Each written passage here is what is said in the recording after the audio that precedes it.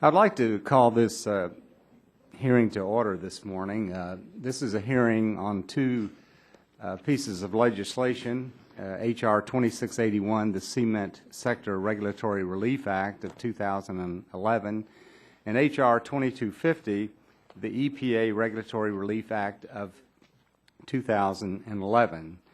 I would like to commend my colleagues, Mr. Sullivan, who's also the vice chair of this subcommittee, and he's sponsoring the cement bill, and then Mr. Morgan Griffith of Virginia is sponsoring the boiler bill.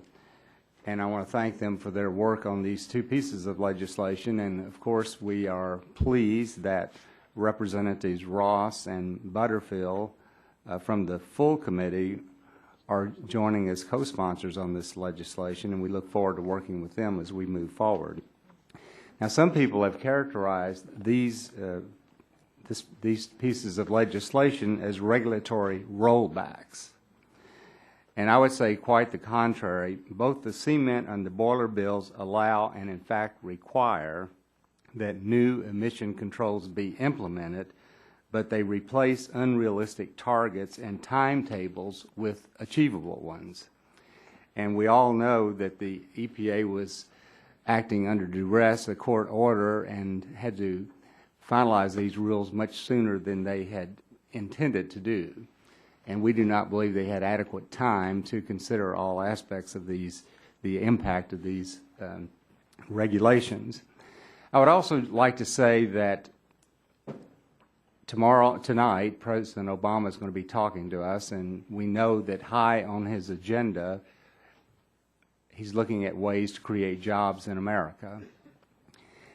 And we just came back from our August work period, and it was very clear out in the country that one of the reasons jobs are not being created in America today is because of uncertainty.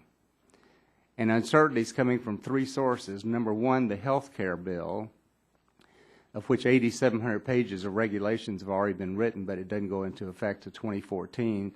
So no one really knows what impact that's going to have on companies. Number two, the regulations relating to the financial industry. The increase of capital requirements has made it more difficult to obtain loans. And then number three, this EPA has been so aggressive. I could read the litany of regulations, but there is great uncertainty out there about these regulations. We know they're costly.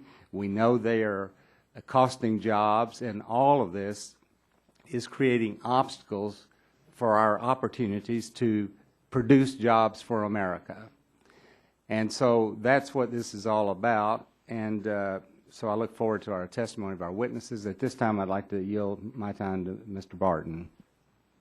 How much time do I have, Mr. Chairman? Is that 2 minutes? Am I supposed to yield to Mr. Sullivan? Okay. Well, thank you for holding the hearing today on these two issues. I support both bills. I'm glad we have our Deputy Administrator from the EPA here. She's a very knowledgeable person and has interacted in a positive manner with the committee and the subcommittee, and we appreciate her being here again today. I do think, though, that these bills are necessary. I do think that the EPA has issued a plethora of regulations, whether intended or not, that have the actual effect of reducing jobs and preventing jobs from being created in the American economy.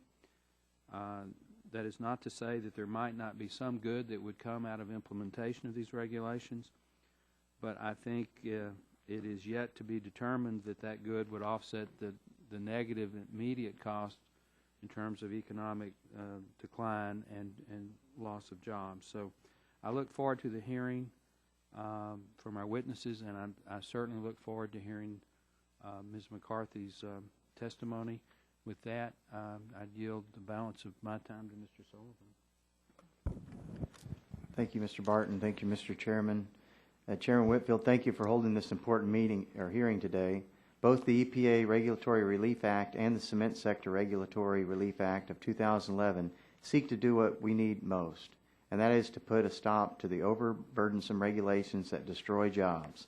Instead of a cut-your-nose-off to spite-your-face approach, these bills will allow for rules that are both technically and economically achievable. Specifically, I introduced the Cement Act legislation to prevent U.S. cement plant shutdowns, which directly result in job loss. The President is talking about jobs tonight, and I want to be clear. This bill is jobs. If the EPA rules go into effect, nearly 20,000 jobs will be lost due to plant closures and inflated construction costs. EPA's current rules threaten to shut down 20% of the nation's cement manufacturing plants in the next 2 years, sending thousands of jobs permanently overseas and driving up cement and construction costs across the country. Cement is the backbone for the construction of our nation's buildings, roads, bridges, tunnels, and critical water and wastewater treatment infrastructure. For both of these bills, our goal is to ensure effective regulation. And I need to wrap up, she says. So I would like to, I have 4 letters I'd like to introduce to this committee, and it's from the International Brotherhood of Boilermakers, Iron Shipbuilding, and Blacksmith Forgers and Helpers, the National Association of Manufacturers, 25 members of the U.S. Senate, and the U.S. Chamber of Commerce. I'd like to submit these 4 letters in support of the Cement Sector Regulatory Relief Act for the record. Without objection. Thank you. This time I recognize the ranking member of the full committee, the gentleman from California, Mr. Waxman, for his opening statement. Thank you, Mr. Chairman. Cancer, birth defects, brain damage. We have long known that toxic air pollutants such as mercury, arsenic, dioxin, lead, and PCBs can cause these serious health effects. So when Congress passed the Clean Air Act in 1970, we included Section 112 to address the public health threat posed by hazardous air pollutants. EPA was required to regulate substances that even at low levels of exposure cause cancer, reproductive disorders, neurological effects, or other serious illnesses. Unfortunately, over the next 20 years, it became clear that the 1970 law was not working. Out of the scores of known toxic air pollutants, only 8 pollutants were listed as hazardous and only 7 were regulated. In 1986, industry reported more than 70% of pollution sources were using no pollution controls. In 1990, we fixed Section 112 on a bipartisan basis to deliver the public health protections the American people wanted. The new program was designed to make EPA's job simpler. Instead of requiring laborious pollutant-by-pollutant risk assessments, Congress listed 187 toxic air pollutants and directed EPA to set standards for categories of sources. The standards have to require use of the maximum achievable control technology. For existing sources, this means that the emissions standards has to be at least as clean as the average emissions level achieved by the best performing 12% of similar sources. This approach has worked well. EPA will testify today that industrial emissions of carcinogens and other highly toxic chemicals have been reduced by 1.7 million tons each year through actions taken by more than 170 industries. EPA has reduced pollution from dozens of industrial sectors, from boat manufacturing to fabric printing, from lead smelters to pesticide manufacturing. But a few large source categories still have not been required to control toxic air pollution due to delays and litigation. These include utilities, industrial boilers, and cement plants. EPA's efforts to finally reduce toxic air pollution from these sources are long overdue. The bills we consider today would block and indefinitely delay EPA's efforts to make good on a 40-year-old promise to the American people that toxic air pollutants would be controlled. They would also rewrite the MACT standard once again, this time to weaken the protections and set up new hurdles for EPA rules. We're told that these bills simply give EPA the time they requested to get the rules right. That's nonsense. EPA asked the court to allow them until April 2012 to issue the boiler rules. The boiler bill nullifies the existing rules and prohibits EPA from issuing new rules before March 2013 or later, assuming enactment this year. The bill also allows an indefinite delay after that by eliminating the clean air deadlines for rulemaking and setting no new deadlines. The cement bill contains the same nullification of existing rules, prohibition on rulemaking, and indefinite delay of new rules. Even though the cement rules are already final and in effect, and EPA never asked for additional time for those rules. On top of these delays, the bills would delay air quality improvements for at least 5 years after any rules were issued and potentially far longer. In fact, there's no limit on the bill for how long sources may have to comply. That means that infants and children in our communities will continue to be exposed to mercury and carcinogens from these facilities until 2018 or later. And we're told these bills provide direction and support for EPA to add flexibility and make the rules achievable. In fact, the language is ambiguous, and an argument could be made that Section 5 of the bills overrides the existing criteria for setting air toxic standards. If so, those changes are dramatic. Instead of setting numeric emissions limits, EPA could be required to set only work practice standards. And EPA might be prohibited from setting a standard if it couldn't be met by every existing source, even if all of the better performing similar sources were meeting it. At a minimum, these changes guarantee substantial additional uncertainty and litigation, which benefits only the lawyers.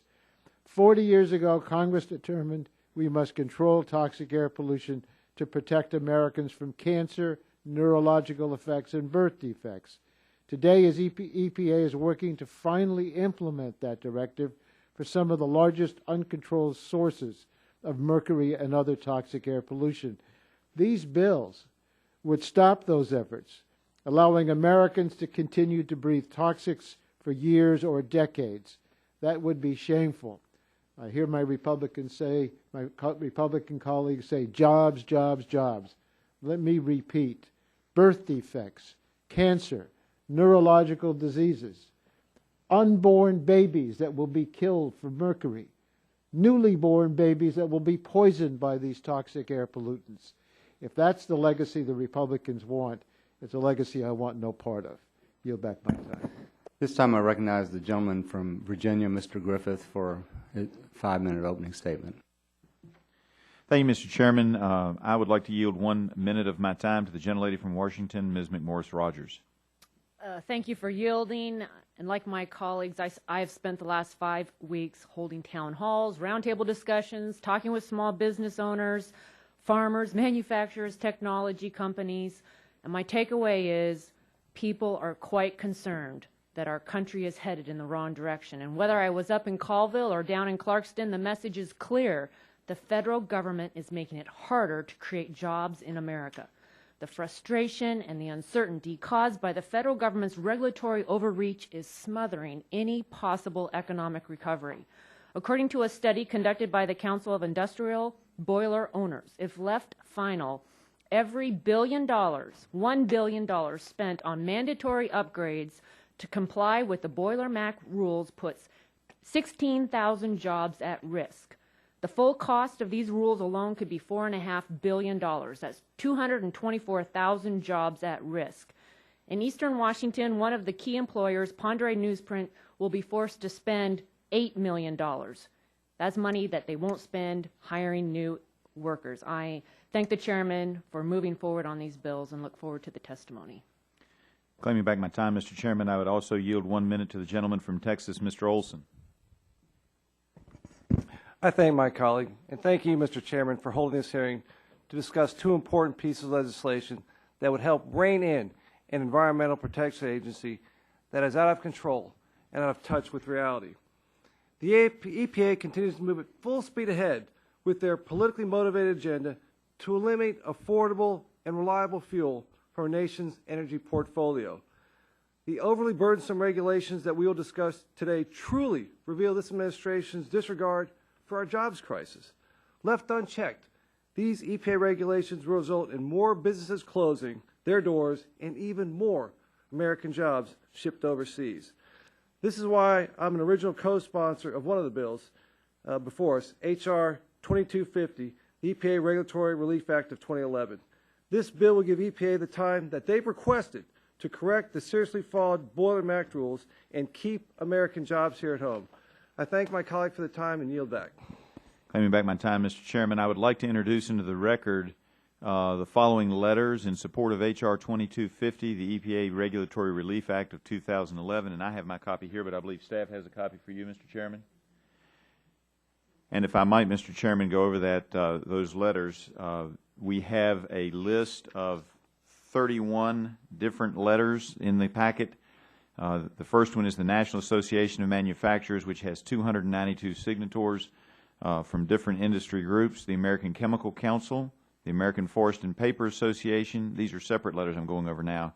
American Forest and Paper Association, American Wood Council, Americans for Prosperity, American Home Furnishing Alliance, American Municipal Power, Inc., Ohio Municipal Electric Association, Association of American Railroads, Biomass Power Association, Boise, Inc., Business Roundtable Statement, a Business Roundtable Statement on the introduction of the bill, Chamber of Commerce, Corn Refiners Association, Council of Industrial Boiler Owners, DOMTAR, the Florida State Council, the Florida Sugar Industry, Industrial Energy Consumers of America, the International Brotherhood of Electrical Workers, International Paper, Louisiana Pacific Corporation, Midwest Vaco Corporation, National Association of Manufacturers, National Construction Alliance, National Federation of Independent Businesses, National Oilseed Processors Association, National Solid Waste Management Association, Society of Chemical Manufacturers and Affiliates, South Carolina Manufacturers Alliance, Texas Forest Industries Council, the Virginia Manufacturers Association,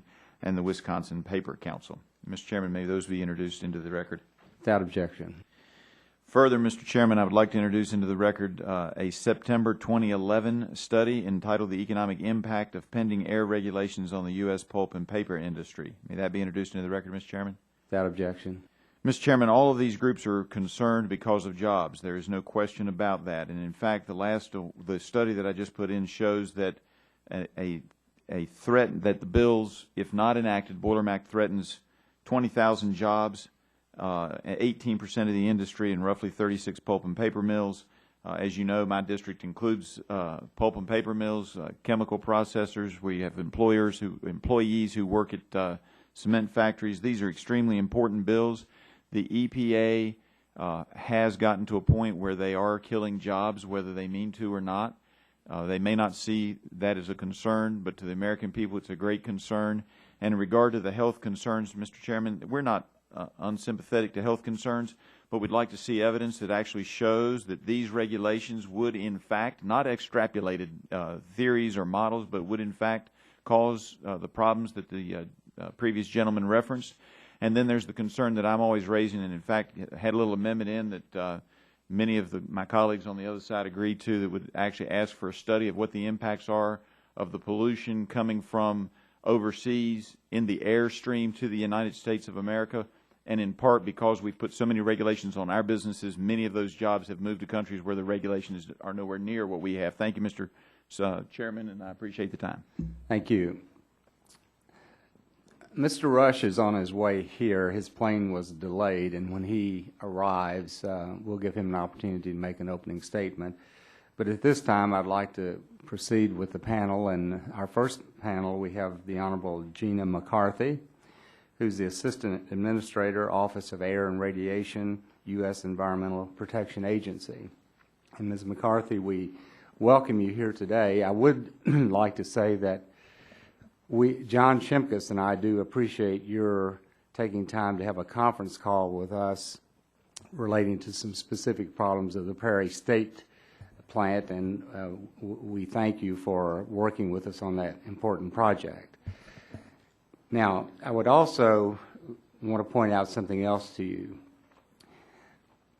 On Wednesday, August 24th, over 2 weeks ago, we talked to EPA about this hearing today. And you all had plenty of advance notice about this hearing. We also accommodated the request that EPA would be the sole witness on the first panel of this hearing.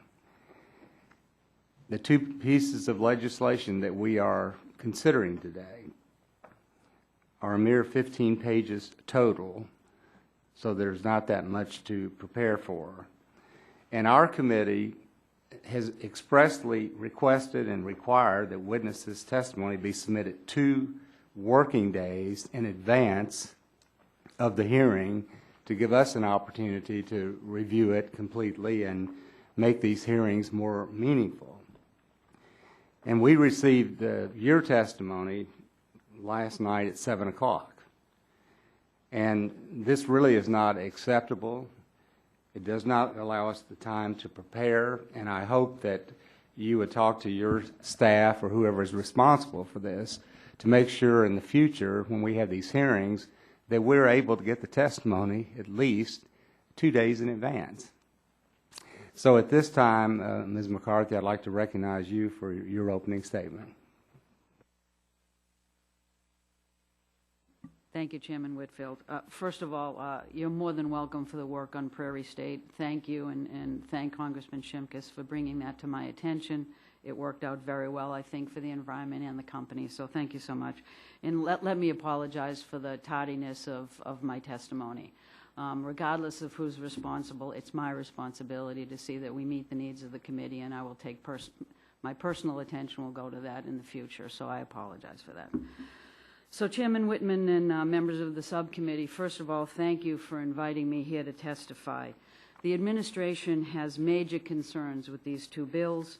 They are a clear attempt to roll back public health protections of the kind that have been in place as part of the Clean Air Act for decades. For 40 years, the Clean Air Act has made steady progress in reducing air pollution. In the last year alone, programs established since 1990 are estimated to have reduced premature mortality risks equivalent to saving over 160,000 lives. They've also enhanced productivity by preventing 13 million lost workdays and kept kids healthy and in school, avoiding 3.2 million lost school days. History has shown repeatedly that we can clean up pollution, create jobs, and grow our economy. Since 1970, key air pollutants have decreased more than 60%, while our economy has grown by over 200%. Every dollar we spend cleaning up the air has given us over $30 in benefits. EPA standards to limit air toxic emissions from boilers, incinerators, and cement kilns continue that success story.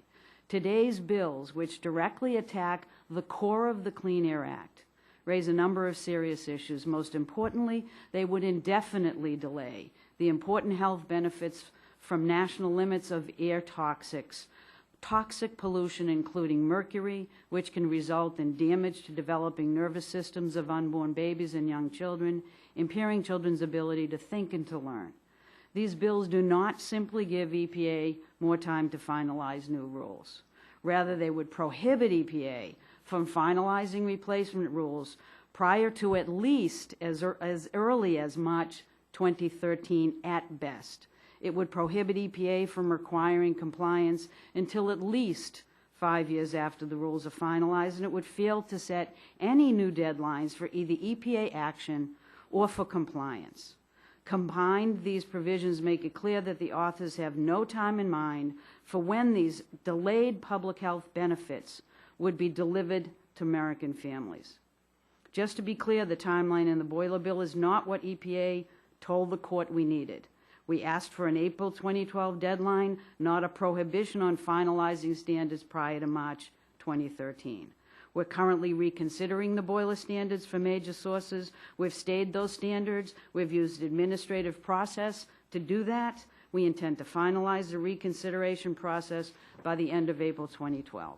Both the boiler and cement bills would indefinitely delay important public health protections and would create minimum delays lasting at least 3 years for the boiler standards and almost 5 years for the cement standards. As a result, combined, even minimum delays in these bills would cause tens of thousands of additional premature deaths, tens of thousands of additional heart attacks, and hundreds of thousands of additional asthma attacks that would be avoided under the existing boiler and cement standards that we have either promulgated or will promulgate in the very near future.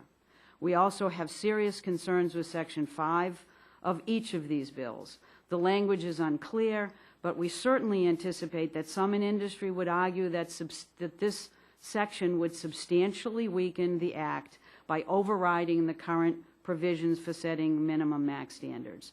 The mere assertion that EPA regulations are job killers should not justify sacrificing these significant public health benefits. Some studies have found that the Clean Air Act actually increased the size of the U.S. economy because of lower demand for health care and a healthier, more productive workforce. Another study found a small net gain in jobs due to additional environmental spending in the 4 industries studied. EPA standards under the Clean Air Act will encourage investments in labor-intensive upgrades that can put current unemployed Americans back to work. These standards at issue today will provide public health benefits without imposing hardship on American economy or jeopardizing American job creation. It is terrifically misleading to say that implementation of the Clean Air Act costs jobs. It does not. Families should never have to choose between a job and healthy air. They are entitled to both. And as the President recently said, the administration would continue to vigorously oppose efforts to weaken EPA's authority under the Clean Air Act or dismantle the progress we have made. I look forward to taking any questions, and thank you for the opportunity. Thank you, Ms. McCarthy. Of these 5 rules, of course, EPA itself went to the courts and asked for additional time in 3 of them. And all this legislation does, it gives you 15 months to repropose and finalize these rules. So it's not like we're saying never implement them. But let me ask you a question. In your time at EPA, has there ever been a time on a proposed regulation that the cost exceeded the benefits that you're aware of? In hindsight, I do not know of one, no. Okay. And you asked me about the exact cost, the cost as it's borne out. But, yeah, and as far as you know, you're not aware of one. The bills that I am familiar with have proven to be much less expensive than anticipated, and the benefits have been significant. Now, you made the comment that these regulations do not cost jobs, and I maybe missed part of it, but even your own estimates on the cement rule says that it will cost at least up to 1,500 jobs. Well, let me clarify the job numbers, because what we see is that because of the sensitivities of the modeling, we both project that there could be some losses and some gains, but we look for the central estimate of what we actually anticipate will be the end result. How do you calculate the cost of a job lost? There are actually peer-reviewed models and standards that we use, and we go through the interagency process to ensure do you know what we the are figure, complying with the executive order. Do you know what the figure is? I do not know, actually. Okay. Do you consider the cost of lost health benefits created by job loss? I do not know the answer to that question. What I do know, Mr. Chairman, is we do a complete regulatory impact analysis that looks at direct economic impacts. In the immediate future, the immediate past, this administration has really stepped up in terms of doing additional job analysis. Would you all sit down with us and go over with us the models that you use and the process that you use in determining cost and benefits? I will. All of the processes that we use are peer-reviewed. They're open to the public. They're But you know, identified by the administration as those that are most appropriate, and they're available to everyone to take a look at. And when you make these comments that we're going to prevent 18,110 cases of asthma in the future, that really sounds pretty subjective to me and to most people. So I think there are some legitimate concerns here about cost-benefit analysis, and particularly when you've said yourself, since you've been at EPA, the costs have never exceeded the benefits. On the Boiler Mac, for example, the industry itself says that it's going to be $14.4 billion in new costs. that there was at risk 224,000 jobs. On the cement, they say capital cost $3.4 billion plus $2 billion additional capital cost for the incinerator rule. Threatened shutdown of 18 plants by 2013 and 4 additional plants by 2015. The two rules combined directly threaten up to 4,000 jobs by 2015 and indirectly 12,000 jobs. And all the literature that I've ever read talks about when people lose jobs, it has an impact on the health care of them and their families. And as far as I know, EPA has never considered the cost of additional health care required because someone loses a job. And I don't understand how that is possible, why that is not a legitimate cost. Now, I know that in California and Oregon, under this new cement rule, EPA has recognized that 2 of these plants cannot meet the new cement max standards, even with the most state-of-the-art pollution control. And because of the type of limestone in those areas.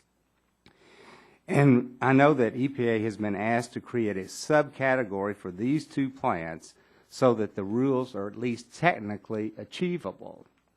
And EPA has refused. Now, why would EPA refuse to create a subcategory for these 2 plants that cannot in any way meet the standards? Mr. Whitfield, I'm happy to spend as much time as you would like to go through the modeling that we do and the analysis we do for costs as well as benefits. But I think it is appropriate to talk about both costs and benefits and to look at whether or not the benefits far exceed the costs, which in these rules they do.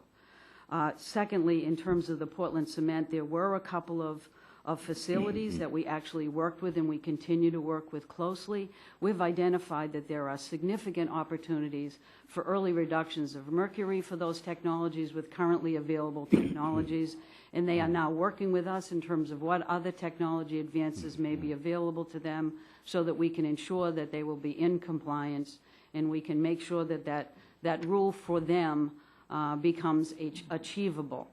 So we are working with those 2 companies. There are many reasons why we look at subcategorization, but the Clean Air Act does limit our ability to look at subcategorization.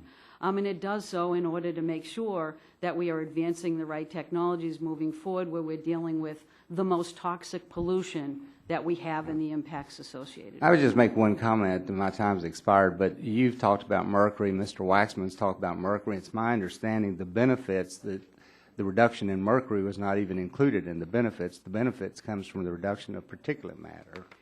The benefits were not, the benefits to mercury were not calculated. That's the benefits to particulate matter so outweighed the costs that it wasn't worth the effort, frankly. Okay, Mr. Rush, I'm sorry your plane was late. We're delighted you're here. Would you like to give your opening statement now? Yeah, Mr. Chairman, I think since the line of questioning that you were traveling along, I kind of don't necessarily agree with. So I think I will give my opening statement. Okay. And I'm clear here. And I want to thank you for your indulgence, and I want to thank you for allowing me to have both the opening statement and my questions. Gentleman's recognized for 5 minutes. Mr. Chairman, today we're holding a hearing on 2 bills, H.R. 2250, the so-called EPA Regulatory Relief Act of 2011, and H.R. 2681, the Cement Sector Regulatory Relief Act of 2011. Mr. Chairman, in the 1990 Clean Air Act amendments, Congress directed the EPA to take a technologically based approach to reduce hazardous air pollutants, or HAPs, which are pollutants known or suspected of causing cancer and other serious health effects, such as reproductive and birth defects, neurological effects, and adverse environmental impacts. For example, mercury is a hazardous air pollutant of a particular concern because it is emitted into the air and then deposited into bodies of water, where it contaminates fish and other aquatic life. Research shows that pregnant and nursing women, women who may become pregnant, and young children who eat large amounts of fish, which is mercury contaminated, are especially at risk because mercury damages the developing brain and reduces IQ and the ability to learn.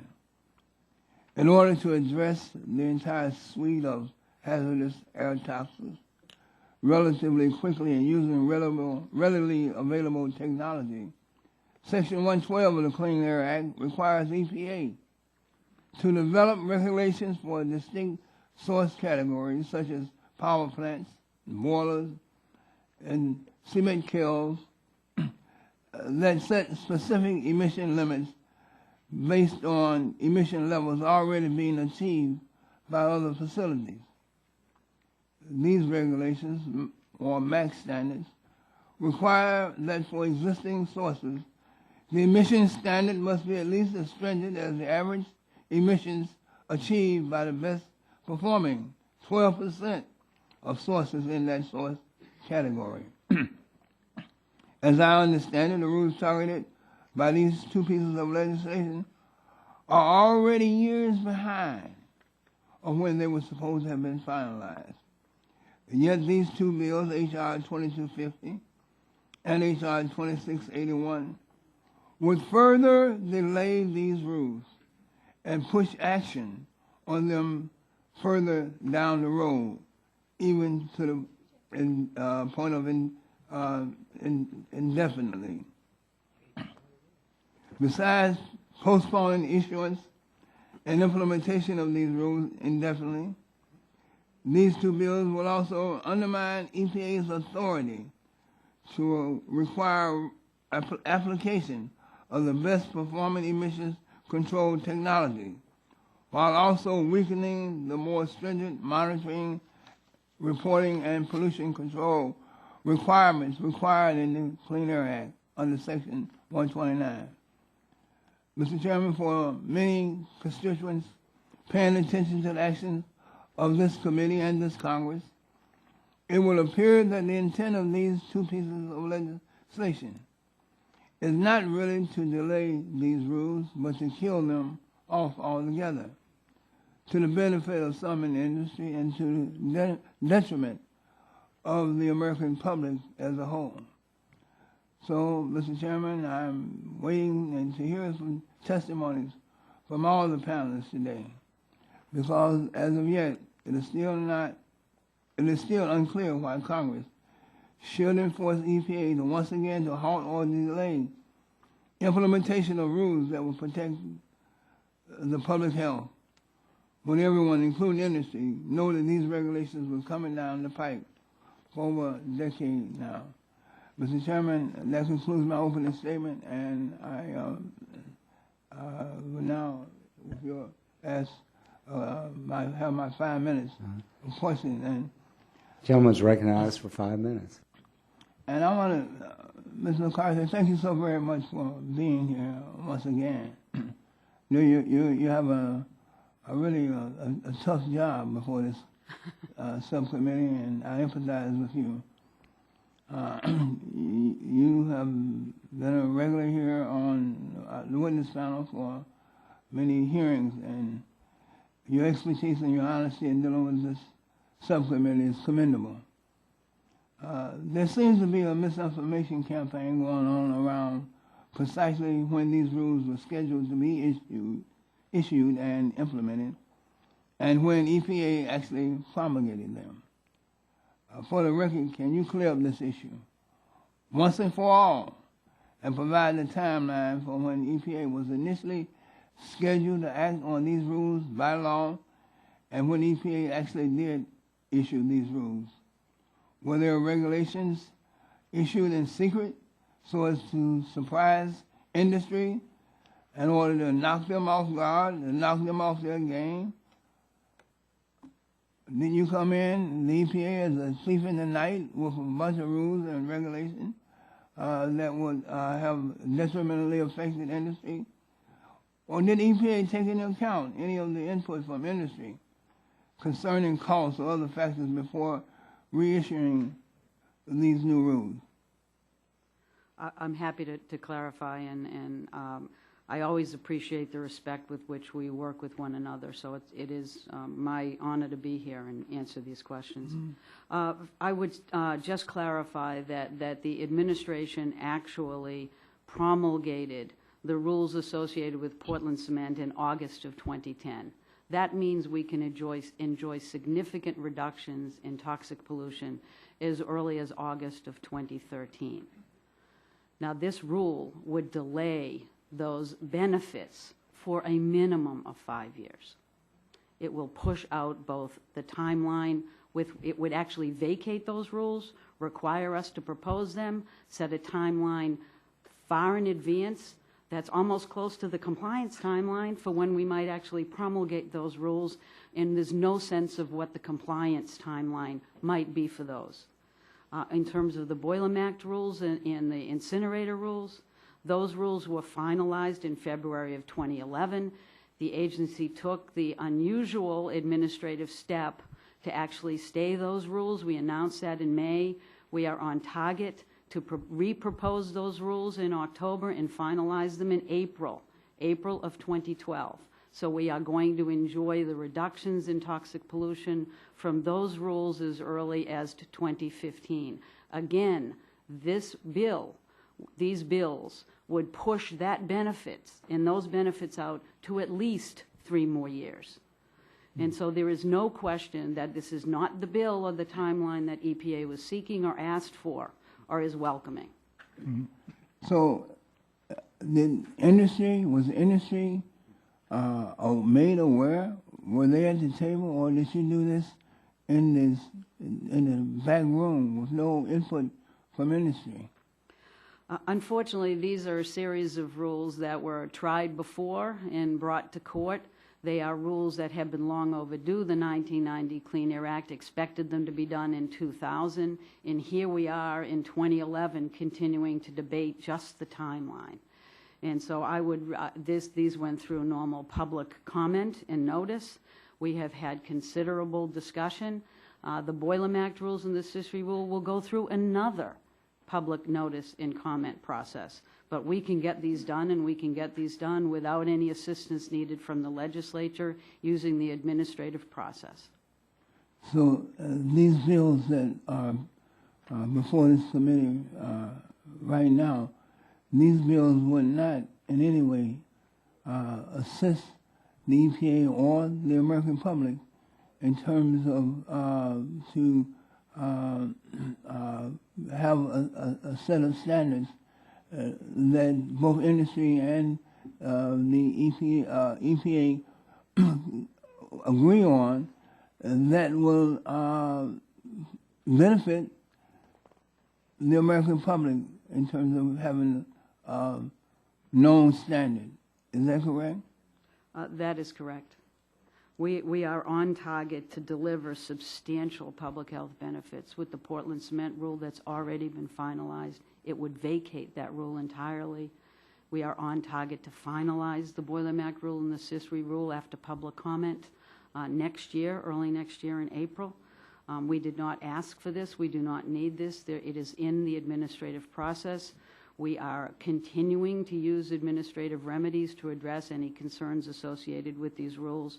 And it also, this significant concern that the rule doesn't just deal with timing, it does deal with substance.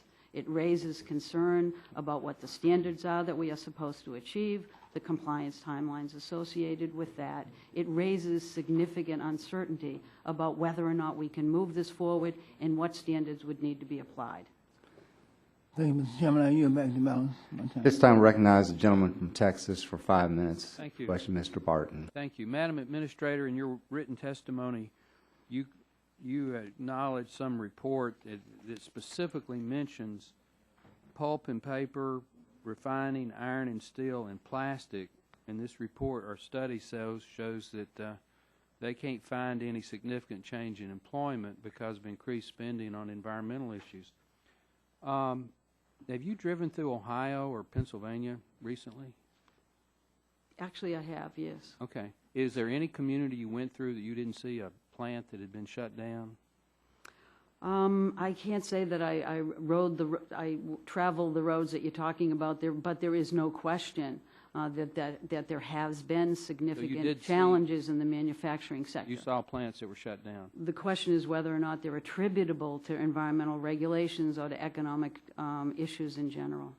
Of the industries that are mentioned specifically in your testimony, pulp and paper, refining, iron and steel, and plastic, are there any of those industries that employment is up, as say compared to 20 years ago? I don't know that answer. Oh, you do know the answer. The answer is no. Would you have your staff look at employment, let's say base case 1990, if you want to go back to 1970 and compare it to 2010 and provide that for the committee? Because in every one of those instances, and you know this, employment is not only down, it's significantly down. And you know that. You're too smart of a person. I mean, so to sit here and tell this subcommittee that we can do all these great things in the environment and not have an impact on the employment. My good friend here, Mr. Walden from Oregon, just told me that the pulp and paper industry in his state is about 90% gone. 90%. One of the rules that we're looking at is cement. I've got 3 cement plants in my congressional district. I just met with one of the companies during the August break. Their business is 40% down. 40%. They're shutting one kiln, and this is just one company. The cement rules that would be implemented if we don't move these bills cost more to implement than the entire profit of the entire industry. And you don't think that's going to have an impact on jobs?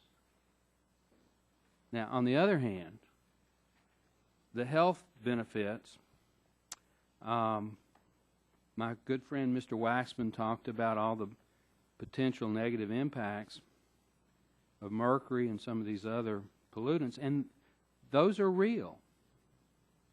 Mercury is a poison. Mercury is a pollutant. But because of all the things that we've done over the past 40 years, the number of birth defects because of mercury is, I would think, significantly down. Now, I don't know that, but that's my assumption. Do you know how many birth defects in the last 10 years have been as a consequence of mercury? Are there any facts on that? I certainly could get back to you, Congressman, but what we tend to look at is what the status of the industry is now and what impact our rule might have on that industry moving forward.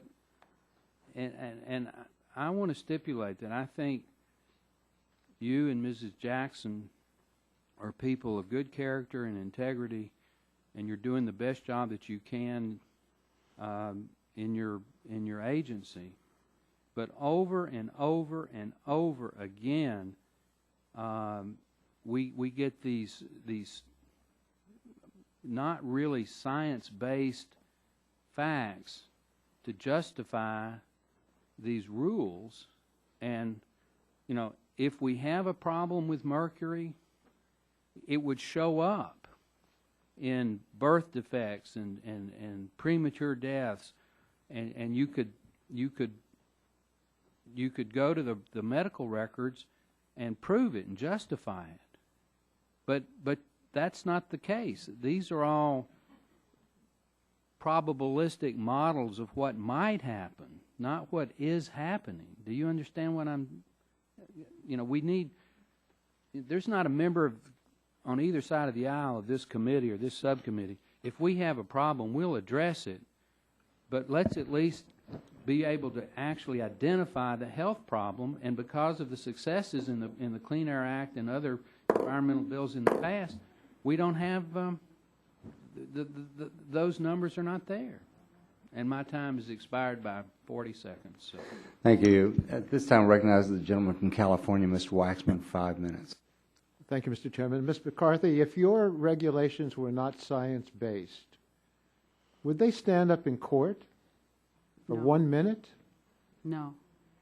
You must base your regulations on the science, and you have to get your figures on the impacts based on a peer review process. Is that correct? That's correct. Now, let me just say to you and everybody else on this committee, the statements I've heard members make and the numbers they've thrown out have not been scrutinized by anybody, except they've been given to the members by the industry, or they've made them up out of whole cloth. I'd like to see some of those figures scrutinized carefully. But Mr. Barton talked about all these plants that are now closed. Your regulations have not even gone into effect. They're closed because of the recession. They're closed because of, my Republican colleagues insist, the deficit, which we inherited for the most part from the Bush administration. We also inherited the recession from the Bush administration. Our country's struggling. And to say that the environmental rules are responsible, how could that be if these rules have not yet been in effect? Can you explain that to me?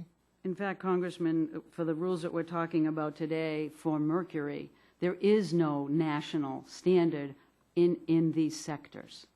These are the largest sources of mercury emissions from stationary facilities, and yet there are no national standards to date. So I don't think you can attribute standards in the future that this bill would make potentially way in the future for the closures that you're seeing today. Yeah. Well, Mr. Barton said that the cost of compliance would be more than the entire profit of the whole industry. I don't know where he got that figure, but do you have any idea if that could be accurate? I can give you the figures by sector of what we believe the costs are associated with this bill.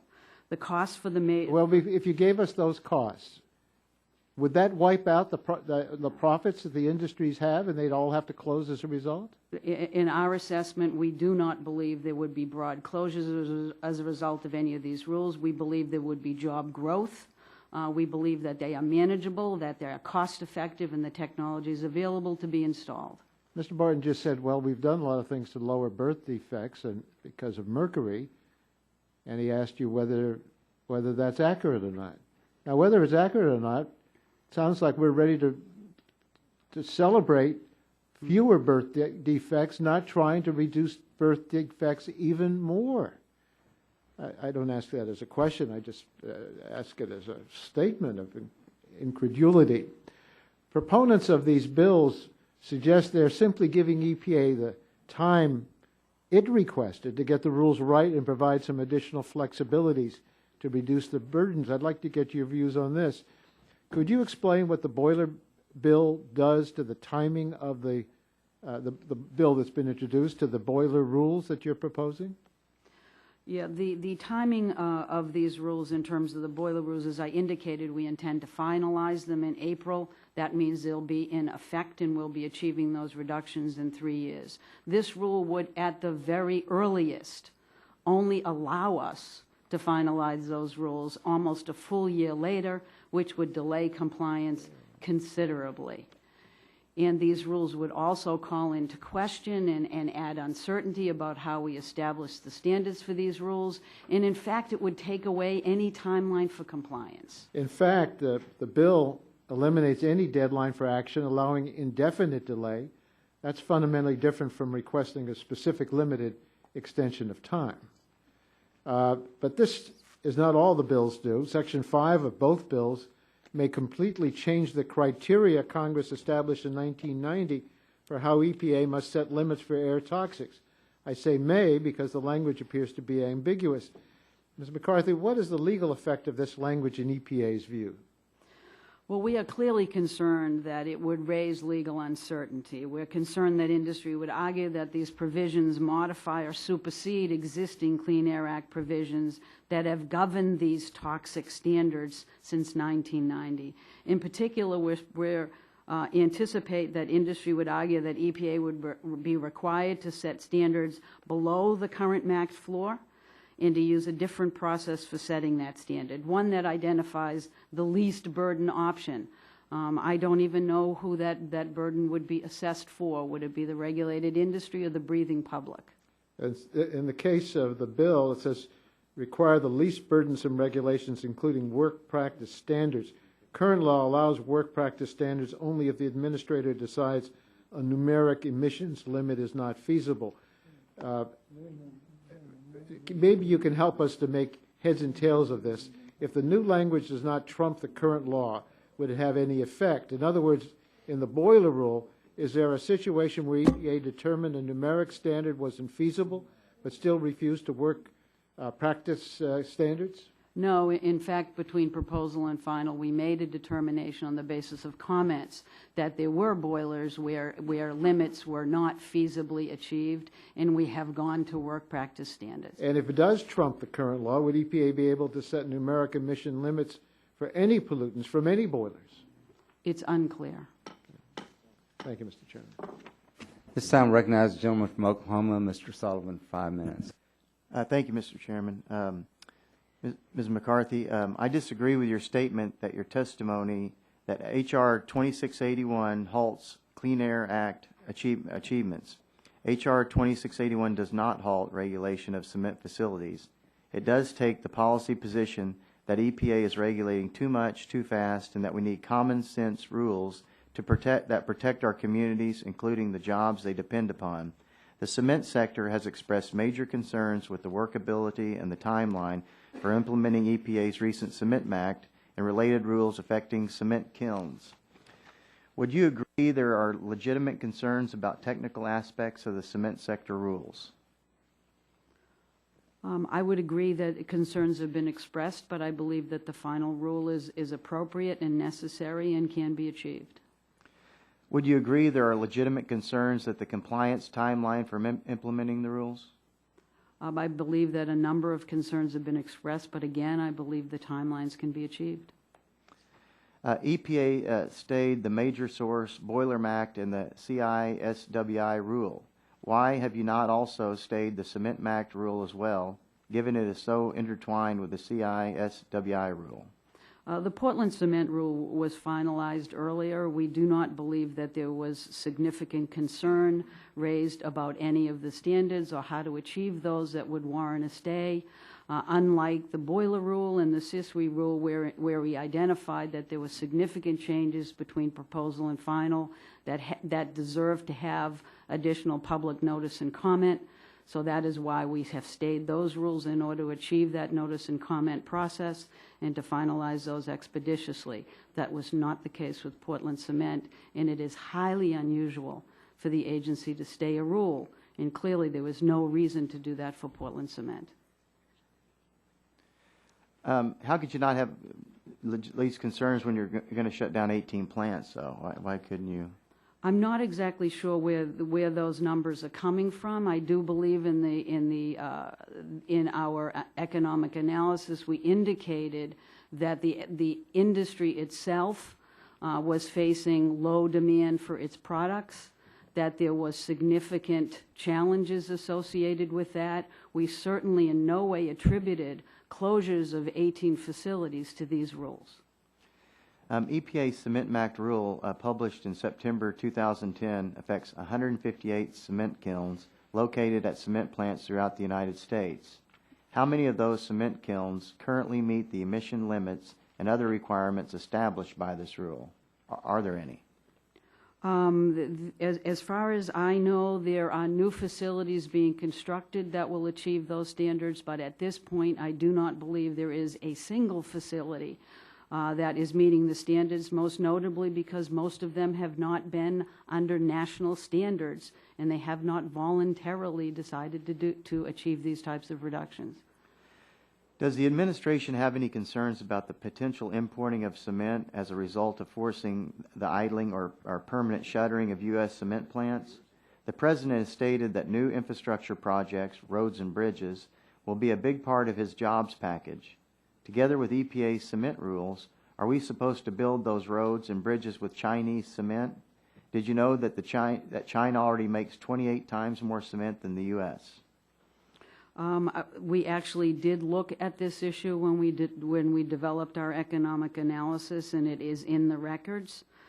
We are clearly concerned about the health of U.S. industry. There's no question about that. We did not believe that this rule would have a significant impact in terms of the amount of imported cement that would be coming into this country as a result of compliance.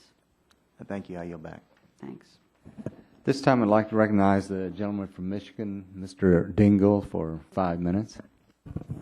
Thank you, Mr. Chairman. I ask unanimous consent to insert into the record my opening statement, which I think everybody will find enlightening, well-written, entertaining, and I believe valuable from the point of information. Thank you. Thank you for providing it to us. I find myself, Mr. Chairman, somewhat distressed here. I've heard general conclusions from the witness, but I've heard nothing in the way of hard statements that relate to what it is this committee needs to know or the justification for the legislation. And I've not heard any clear statements from the committee or its members about exactly what is the situation with regard to the impact of this legislation or the EPA's action with regard to the rules. And Madam Administrator, I find that to be somewhat distressing. So I will be submitting to you a letter shortly in which I hope we will get some better details on this. For example, are you able to make the categorical statement that none of these plants being closed are being closed because of the action of EPA? Yes or no? I apologize. I think I would indicate that we have in the record our economic analysis that looks at these issues. Because of the sensitivity of that, it will have different impacts in different sectors. Simplify my problem by telling me, yes, that these will be closed because of the action of EPA, or no, they will not be closed because of the action of EPA. That's a fairly simple conclusion. I'd hope that you'd be able to just give me a yes or no on the matter. Well, we don't believe that there will be significant closures as a result. I cannot indicate whether it will impact a single closure.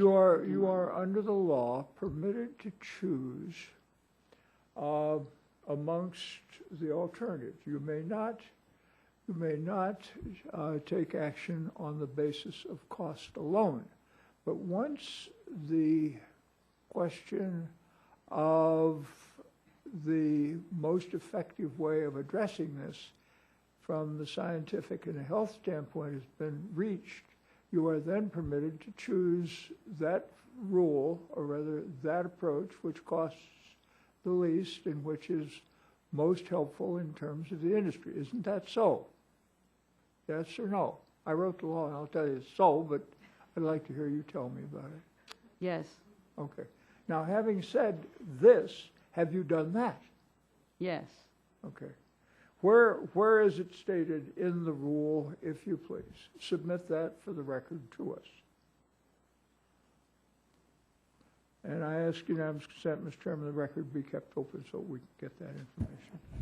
Now, yes. I note that our economy has grown over 200% since the Clean Air Act of 1970. And key pollutants have been reduced by 60%. I regard that as a good thing. And it's an example that we can count on the law to do both of the things that the Congress wanted when we wrote the original legislation. Now, we find that these things cause us considerable problems with regard to business certainty. I note that nobody seems to know about the certainty of how these rules are going to be enacted.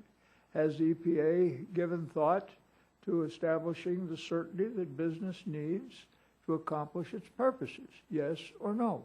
Yes. All right. Now, am I correct that H.R.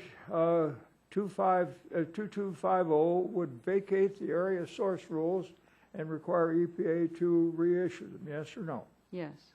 Area source boilers are smaller boilers, such as ones at hospitals and other institutional and commercial facilities. What is it that they would have to do under this rule? I would like to have that submitted for the record in a clear statement. And I ask unanimous consent the record stay open for that purpose, Mr. Chairman. Without objection. Now, I also understand that some area sources have complained that they will not be able to meet the tune-up requirement by the deadline in your legislation, or rather in your regulation, and have asked you to reconsider the deadline. Are you reconsidering the deadline, yes or no? We are considering that comment in that petition, yes. How soon will you come to a conclusion on that particular point? Well, we're clearly trying to do that very shortly, and we will. It is very clear that if industry cannot meet the requirements, that you should consider this most seriously. Is that not so? Yes, and we will be considering it in the proposed rule, taking comment and finalizing it in April. Do you have the ability to move the deadline back as a result of the reconsideration process? Yes or no? Yes. Okay. And you would make the clear statement that you have not ruled out that action. Is that correct? No. All right. That is correct, sorry. Now, in the testimony he submitted, Mr. Rubright states several times that the regulation is unsustainable. Is that statement correct or not? No. Should this legislation pass, what do you think the timetable should be to issue final rules regarding these industries? The timetable that's in the Clean Air Act and the timetable that we have agreed to and that we are on. Now, you've indicated you think that the regulation is unsustainable. Why do you make that statement? Or rather, that the regulation is sustainable. Why do you make that statement? Because we have done a complete cost-benefit analysis. We've done the same health-based benefits assessment as we've always done, and we believe that the technology is in place. We've looked at the most cost-effective alternatives to achieve the best benefits that we can. Have you considered his particular concerns and the points that he makes, or is this a statement with regard to general findings by the agency? It both. Okay. Now, one last question. Should this legislation pass, what do you think the timetable should be to issue the final rules regarding these industries? If you'll give us a quick answer on that and then a more detailed answer for the record, please. The bill does not establish a timetable. It sets a time before which we cannot issue a rule. Okay. What do you suggest should be done with regard to that particular matter? I think we should continue with the rules under the Clean Air Act as it currently exists. Mr. Chairman, you've been most courteous. Thank you. Thank you. This time I recognize the gentleman from Illinois, Mr. Shimkus, for 5 minutes. Thank you, Mr. Chairman, and appreciate Assistant Administrator McCarthy. We have had a good working relationship on some issues, and I think a lot of the issue is time and being able to get people to move in a direction. I think the concern with a lot of these is and I'll do it based upon the numbers, and really it kind of follows up on what Mr. Dingle was talking about, is there will be no time, and this will be a major change. You made a statement on the proposed health benefits. If all the major boilers stopped operating, if all the area source boilers were shut down, if we stopped waste incineration, based upon your opening statement, the proposed health benefits from the shutting down of these would go up. Is that correct? Mr. Shimkus, it's not our intention to shut down. No, but I'm just, I mean, but that's true based upon the opening statement. If we shut down every boiler. It is true that if there is no pollution, then your impacts proposed health associated with benefits that would go away. Okay, thank you.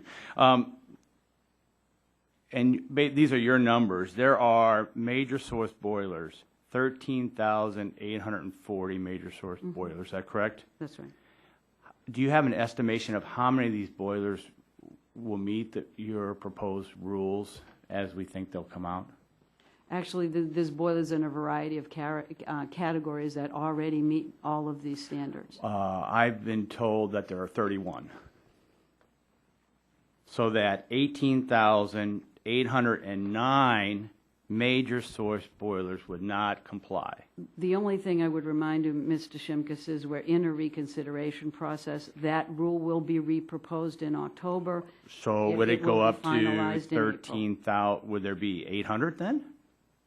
Or maybe 1,000 of the 13,000? As you know, we established the standards because it deals with toxic pollution to try to. Okay, you understand look my at the point best that I'm making. performing and bring the others up. Okay, you understand the I point do. that I'm making, that of the area source boilers, you estimate there are 187,000 boilers.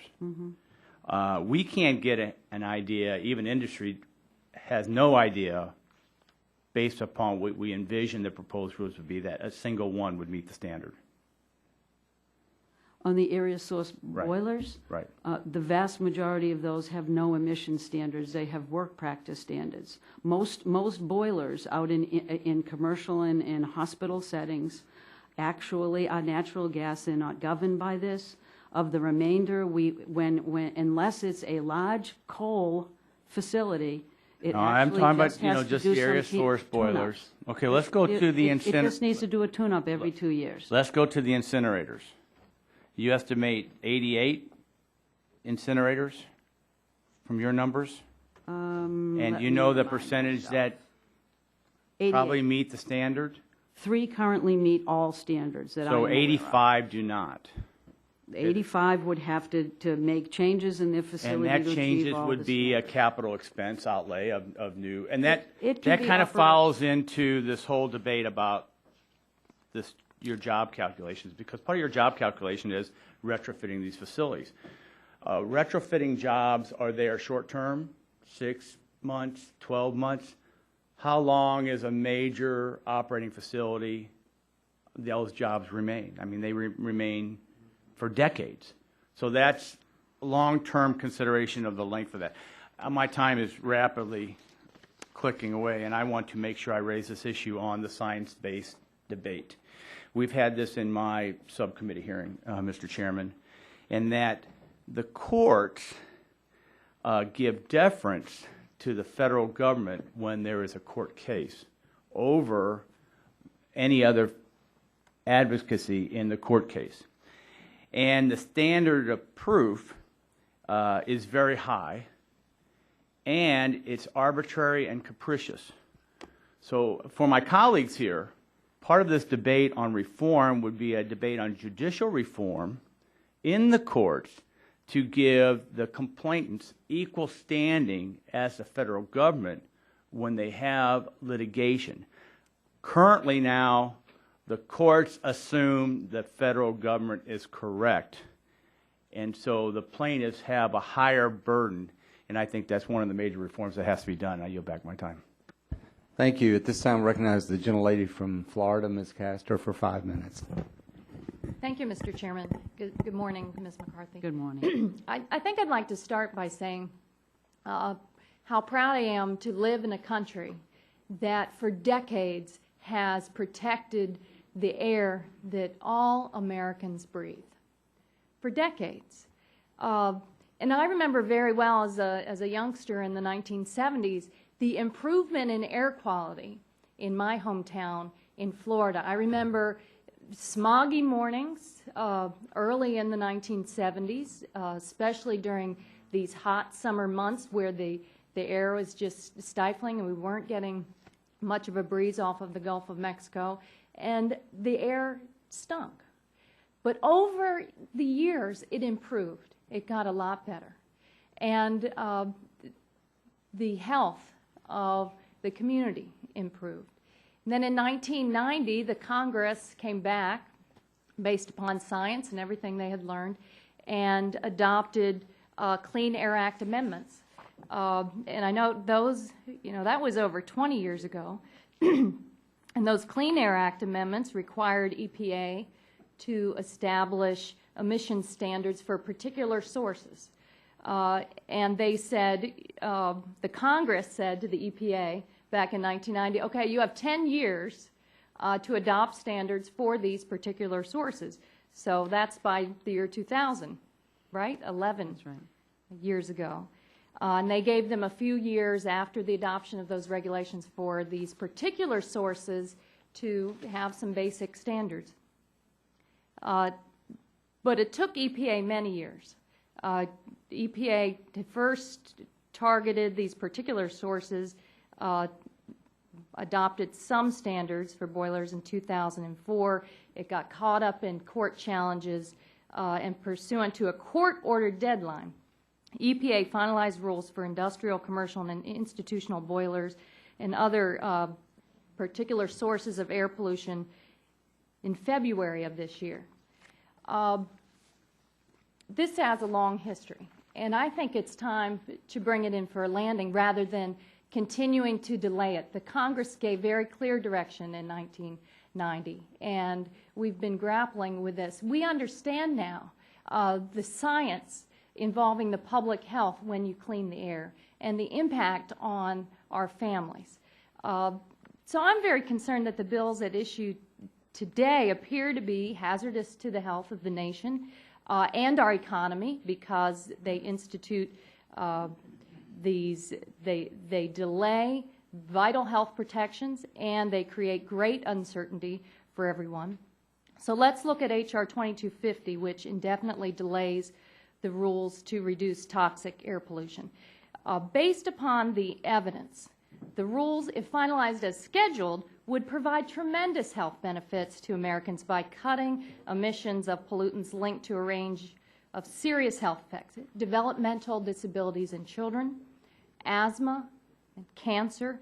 EPA estimates that these rules will avoid more than 2,600 premature deaths, 4,100 heart attacks, and 42,000 asthma attacks every year. I don't know about you all, but this is an epidemic in our country, the rates of asthma and heart disease. And people, we're all part of the solution. And I don't think we can turn a blind eye to this evidence. Ms. McCarthy, after the years that EPA has been gathering evidence from all corners, from industry, how would nullifying these rules now affect the public health, in your opinion? It would leave incredible public health benefits on the table, benefits that are significantly important to American families. And it would do so in clear recognition that for every dollar we spend on these rules, we are going to get $10 to $24 in benefits for people in terms of better health for them and for individuals and their families. There is no reason for it. We have administrative processes that we're going through. We are following the same notice and comment process that Congress intended. We should be allowed to proceed with these rules and to get the public health benefits, as delayed as they are, finally deliver them for the American family.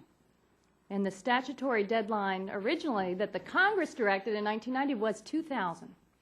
It was, and I will tell you, it would be inexcusable to not deliver these knowing the health benefits, knowing the impacts associated with these toxic pollutants, and knowing that we can do this cost effectively and actually at the same time increase jobs. These are not job-killing bills. These are bills that will require investments, that will put people back to work, and that will grow the economy. Thank you very much. Gentleman from Oregon is recognized 5 minutes. Mr. I Wall. thank the chairman very much, and I welcome our witness today. I want to make a couple of comments. First of all, I would say up front that one of the two cement plants that your regulations put great burdens on is in my district, out in Durkee, Oregon. So I'd like you to submit for the committee within a week or so these specific health issues that you've identified related to mercury poisoning, asthma, and all. So it relates to Oregon specifically, because you must have them broken down by region, I would assume, or by county. We certainly look at exposures around facilities. Yeah. So if you could provide those, it would be most helpful. I've got a chart here somewhere that shows the percent of mercury deposition that originates outside the United States. And I believe that your own data indicate that most of this comes from China or foreign sources. Most of the mercury coming to the United States. Is that accurate? It also is emitted by us and comes back at us. Indeed. Now, you said in your testimony or in response to a question that there have been no mercury control MAC standards for mercury. I said national standards, that's right. And that nobody had really invested ahead of those standards. No, I indicated that for the most part, the investments weren't sufficient to get compliance with the standards that we have proposed. So in the case of Ash Grove in my district in Durkee, Yes. they've spent about, I think it's $20 million. They've They have, reduced their yep. emissions by 90%. And my information, correct me if I'm wrong, is there a more advanced technology they can use than what they're using today with the carbon injection system? Actually, they have been very responsive to the needs of the state and working with them and No, they would have met the working with state us. standards. It's your new federal standards that's causing them the problem, is my understanding. We are working with them on that, yes. So my question, though, that has yet to be answered, is there an achievable control technology available today that is better than the one they are implementing? I do not know, but Can they you- are working on Can, that. no, I want to know from you because you're writing the rules. Because the rules under the Clean Air Act talk about achievable control technology, right? And in the committee report in 1990 in the Clean Air Amendments, the House report itself on page 328 of Part 1 stated, the committee expects MAC to be meaningful so that MAC will require substantial reductions in emissions from uncontrolled levels. However, MAC is not intended to require unsafe control measures or to drive sources to the brink of shutdown. So I guess the question is, if you got two plants that because the mercury levels in the limestone next to them exceed these standards you're setting, you may be driving the brink of shutdown. I mean, they've reduced 90%, but under your rules proposed, it'd be 98.4%. The facility that you're talking about has made substantial investments in technologies have. to achieve these mercury reductions. Right. They are continuing to do that. I understand I that. have every reason to believe that the Clean Air Act in this instance will behave exactly as history has shown us, which is to drive new technologies into the market and successfully achieve these And types today of there is no technology superior to what they're using, is there? There are technologies that will achieve these. The challenge, To the as you know, 98.4%? the challenge, as you know, for this particular facility is the limestone quarry that they are using and the mercury content there. And I believe also in the conference committee report from the 90 Clean Air Act, it talked about substituting ore and all. And it said the substitution of cleaner ore stocks was not in any event a feasible basis on which to set emission standards, where metallic impurity levels are variable and unpredictable both from mine to mine and within specific ore deposits. So there was a recognition, as I understand it, Clean Air Act, about different ore levels in different places. Here's the deal. You know, we're going to listen to the president tonight. And as Americans, we're all concerned about losing jobs. I represent a very rural district that's suffering enormously from federal regulation, whether it's on our federal forests and the 90% reduction in federal forest lands that, by the way, are burning. We can get into that whole discussion, what that does to health quality. Or whether it's this boiler max standard. I've got 3 letters, Mr. Chairman, I'd like submitted to the record. From Not objection.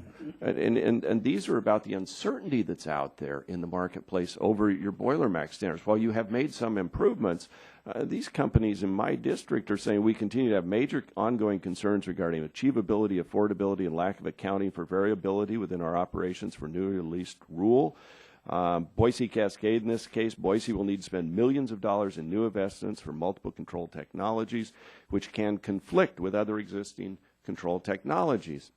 There's also an issue they raise about how they use every bit of the wood stream back into their facilities, which we used to applaud them for doing, no waste.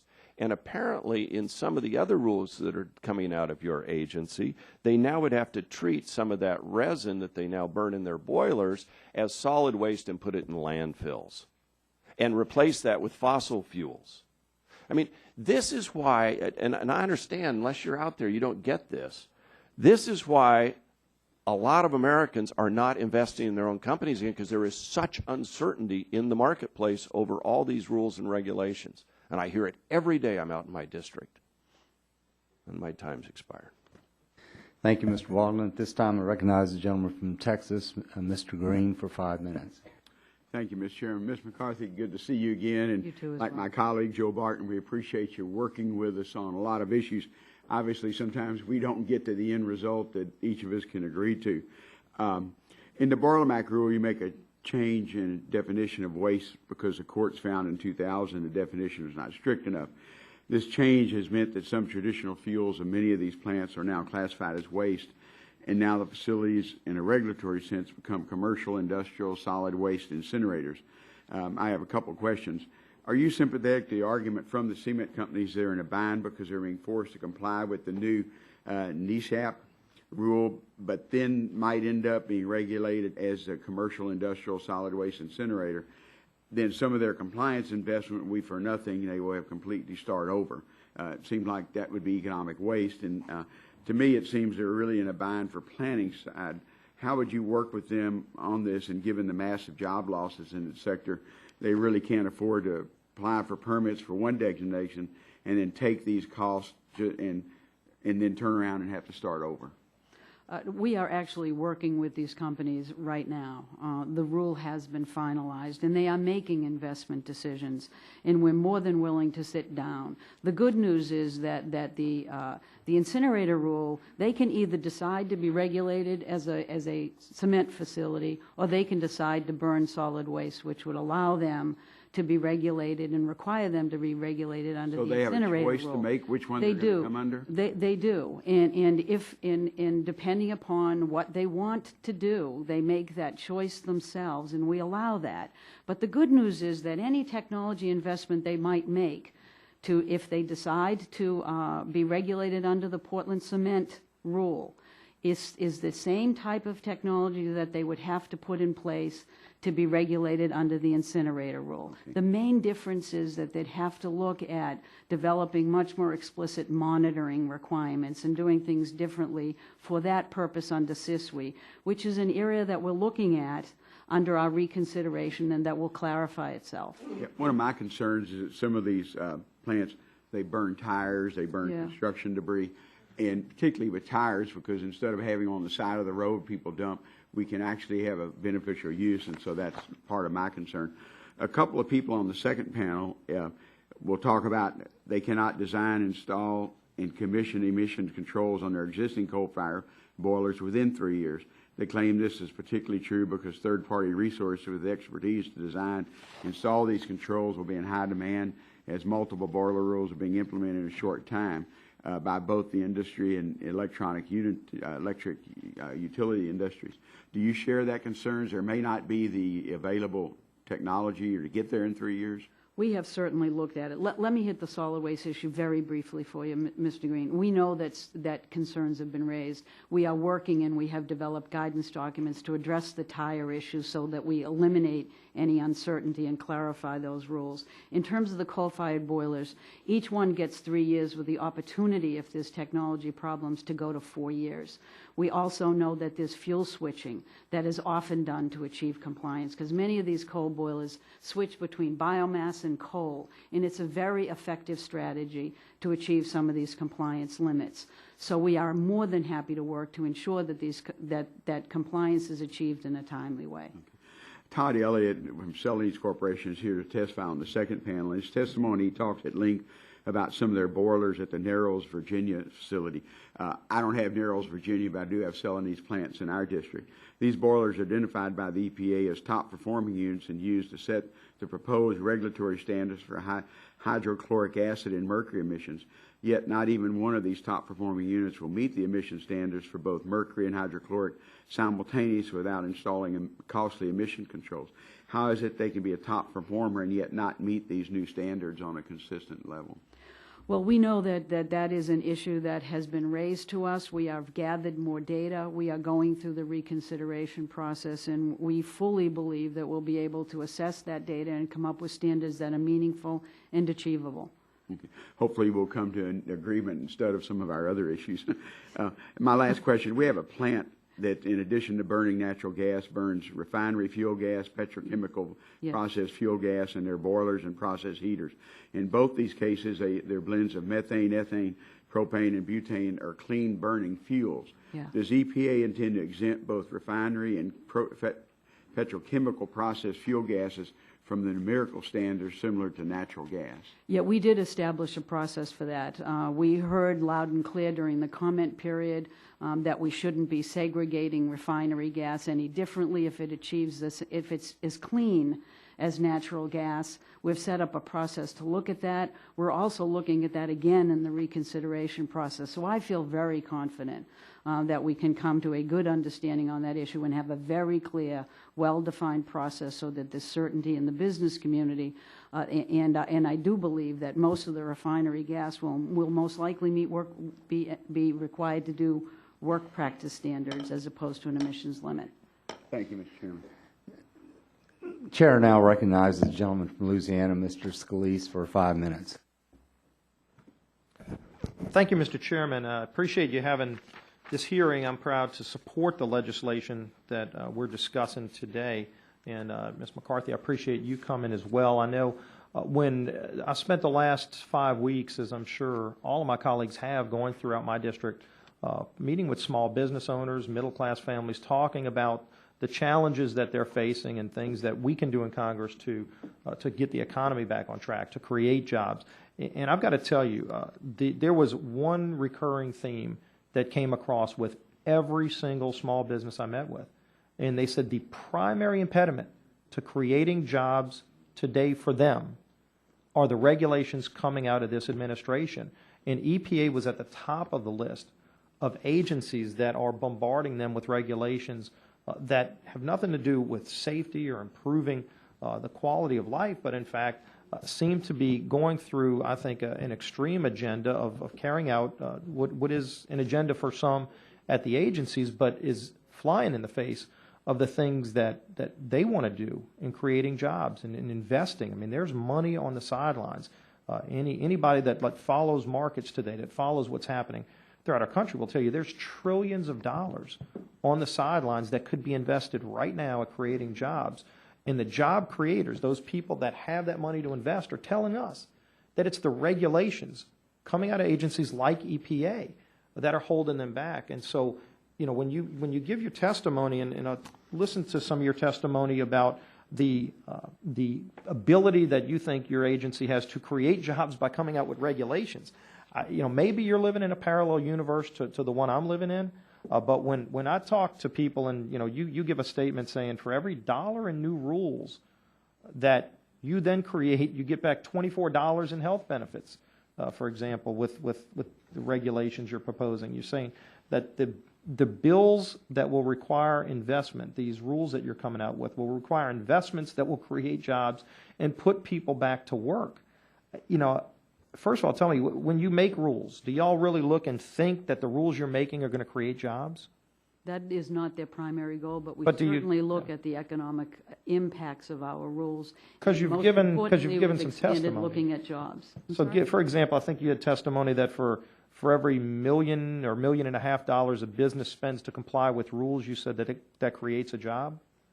I certainly did not say that, and I don't think I've submitted testimony to that. Testimony, and I'll go back and look, and we've seen. It may be in the past, and that certainly does not sound unachievable. Oh, that is one of the studies that we use as a basis for our economic analysis. It indicates that. So what does it indicate, if you can give me the exact indication? Because I've read that in one of your statements.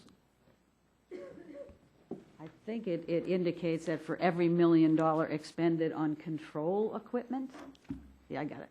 We find that increased environmental spending generally does not cause a significant change in employment, and this is referencing a Morgan Stern study that's been peer-reviewed in the scientific literature. It says our average across all 4 industries is a net gain of 1.5 jobs per 1 million in additional environmental spending. So basically what you're saying is, if you force a company to spend another $1 million complying with some rule that you come up with, Congress didn't pass it, but y'all came up with a rule, you're acknowledging that that's forcing businesses to spend money. So if you say a business is forced to spend $1 million to comply with your rule, according to your metrics, that creates a 1.5 jobs. Wait, is that 1.5 jobs at your agency? I certainly don't want to give the impression that EPA is in the business to create jobs. What we are- You're definitely not. I What mean, we are in from the everybody I've business talked to, of- you're in the business of putting people out of work No, right we're now in the across this business of country. actually, the Clean Air Act, its intent is to protect public health. Well, let me ask you And that as a on the result health of issue, that, because we've money heard a lot of gets spent questions. And jobs get,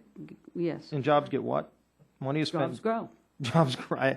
Again, maybe a parallel universe we're living in, but when you think jobs grow because of these regulations, I can show you small business after small business that can't grow jobs because of your regulations, directly related to your regulations, not nebulous.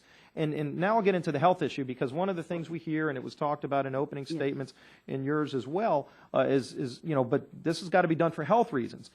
Let me bring you to a decision the President just made on the ozone national ambient air quality standards, where the President even acknowledged that EPA's regulations, and specifically as it related just a couple days ago to ozone, actually shouldn't go forward. Ask y'all to pull back. I'd like to get your opinion. What is your reaction to the President saying your smog ruling is not a good move to make, and ask y'all to pull that back? What's your? The President issued a statement, and it should speak for itself. But you're the agency that's tasked with that rule. I mean, what is your your opinion on it? Once again, the President made a decision, and he asked the agency to pull back that rule, and clearly the agency will, and we will work very aggressively on the next review, which is what he asked us to do, the most current science, and we'll move forward in 2013 to look at a new Hopefully y'all ozone. take that approach with these other rules that are costing jobs. I yield back. Thanks. Chair now recognizes the gentleman from Virginia, Mr. Griffith, for 5 minutes. Thank you, Mr. Chairman. I'm a little concerned. Earlier today you said that you all had gone through public comment and you didn't need any help of the legislature, and I'm just curious about that statement. Did you really mean that? Well, what I meant was there was an indication or an inference that this legislation was in response to a need that EPA expressed, and it is not. Okay. So you understand that it is, in fact, the legislature's job, that all of us, as many have already stated, it's our job to go out and listen to our constituents, and then we face election each year. You understand that? And it is EPA's job to implement the laws that you enact. And it's also our job then to review those laws to determine whether or not we believe it in the best interest of the United States, and if the public believes that it's something that we should do, that we should change it, which is why the Founding Fathers gave us a 2-year term and not a lifetime term. Do you agree with that? I would not presume to do your job. And were you just getting a little testy with us when you said in Section 5 that you weren't sure who was being, who the burden was on, whether it was the industries or whether it was the air-breathing public? Was that just a little testy comment? Or do you really believe that? I think I was trying to make a point about the lack of clarity in that language and the uncertainty that it would bring to the table and the potential it has to add uncertainty in the legal world that would preclude us from moving forward to achieve the health benefits that the Clean Air Act intended. But you wouldn't acknowledge that the line in Section 5 that says the administrator shall impose the least burdensome refers back to the beginning of that paragraph where it says for each regulation promulgated. But whose burden should we look at? What we look at are the health benefits compared with the costs associated with the implementation of that rule, and we maximize the benefits and we minimize the cost to the extent that we can. Okay. But you said earlier, and I'm just curious about it, because you said earlier that you were going to, you weren't sure whether that, same thing you just said to me, you weren't sure who that applied to as to the burden. And you said the air-breathing public, and I guess I'm questioning that because the air-breathing public, we breathe out what you all have determined to be a pollutant, CO2, and I'm wondering if that is some precursor to, I don't think so. I thought it was just a testy comment, but now I'm getting some of the same stuff back. Is that a precursor to you all anticipating regulations on the air-breathing public? Because this paragraph clearly only deals with regulations promulgated in relationship to the Clean Air Act. You following me? I don't think so, but let me Okay, give you an let me state to you example then, of it the looks very clear to me it applies to regulations that you all, I don't think there's any question that paragraph deals with regulations that you all implement under Section 2A in the Clean Air Act. And so, what I was asking if you think it applies to the air-breathing public, you must be getting ready to regulate. No, That's when the the point. agency interprets burden, is it the burden to industry to comply, or is it the health burdens associated with the pollution for the breathing public? That was my point. All So right. I apologize if I was indicating that I'd be regulating individuals. Well, I didn't think That's you were, but certainly then, not what but then I I've seen intended. strange things coming out of the EPA, so I wasn't certain. That being said, you all don't think that there are any time problems for these industries? You're dealing with a number of them we heard about from Oregon and other places, and you don't think there are any time issues? You think that we should stay in your responses to Mr. Dingell, Congressman Dingell, you indicated that you thought the timeline should remain exactly the same and go into effect in April, notwithstanding other questioners have come up and said there's a problem here, and you say, well, we're working with them. You still stay with you think the timeline that you all have laid out is perfectly reasonable? I would tell you that administratively, we have the tools available to us to address the timeline concerns, and we're certainly relooking at these with 3 out of the 4 rules.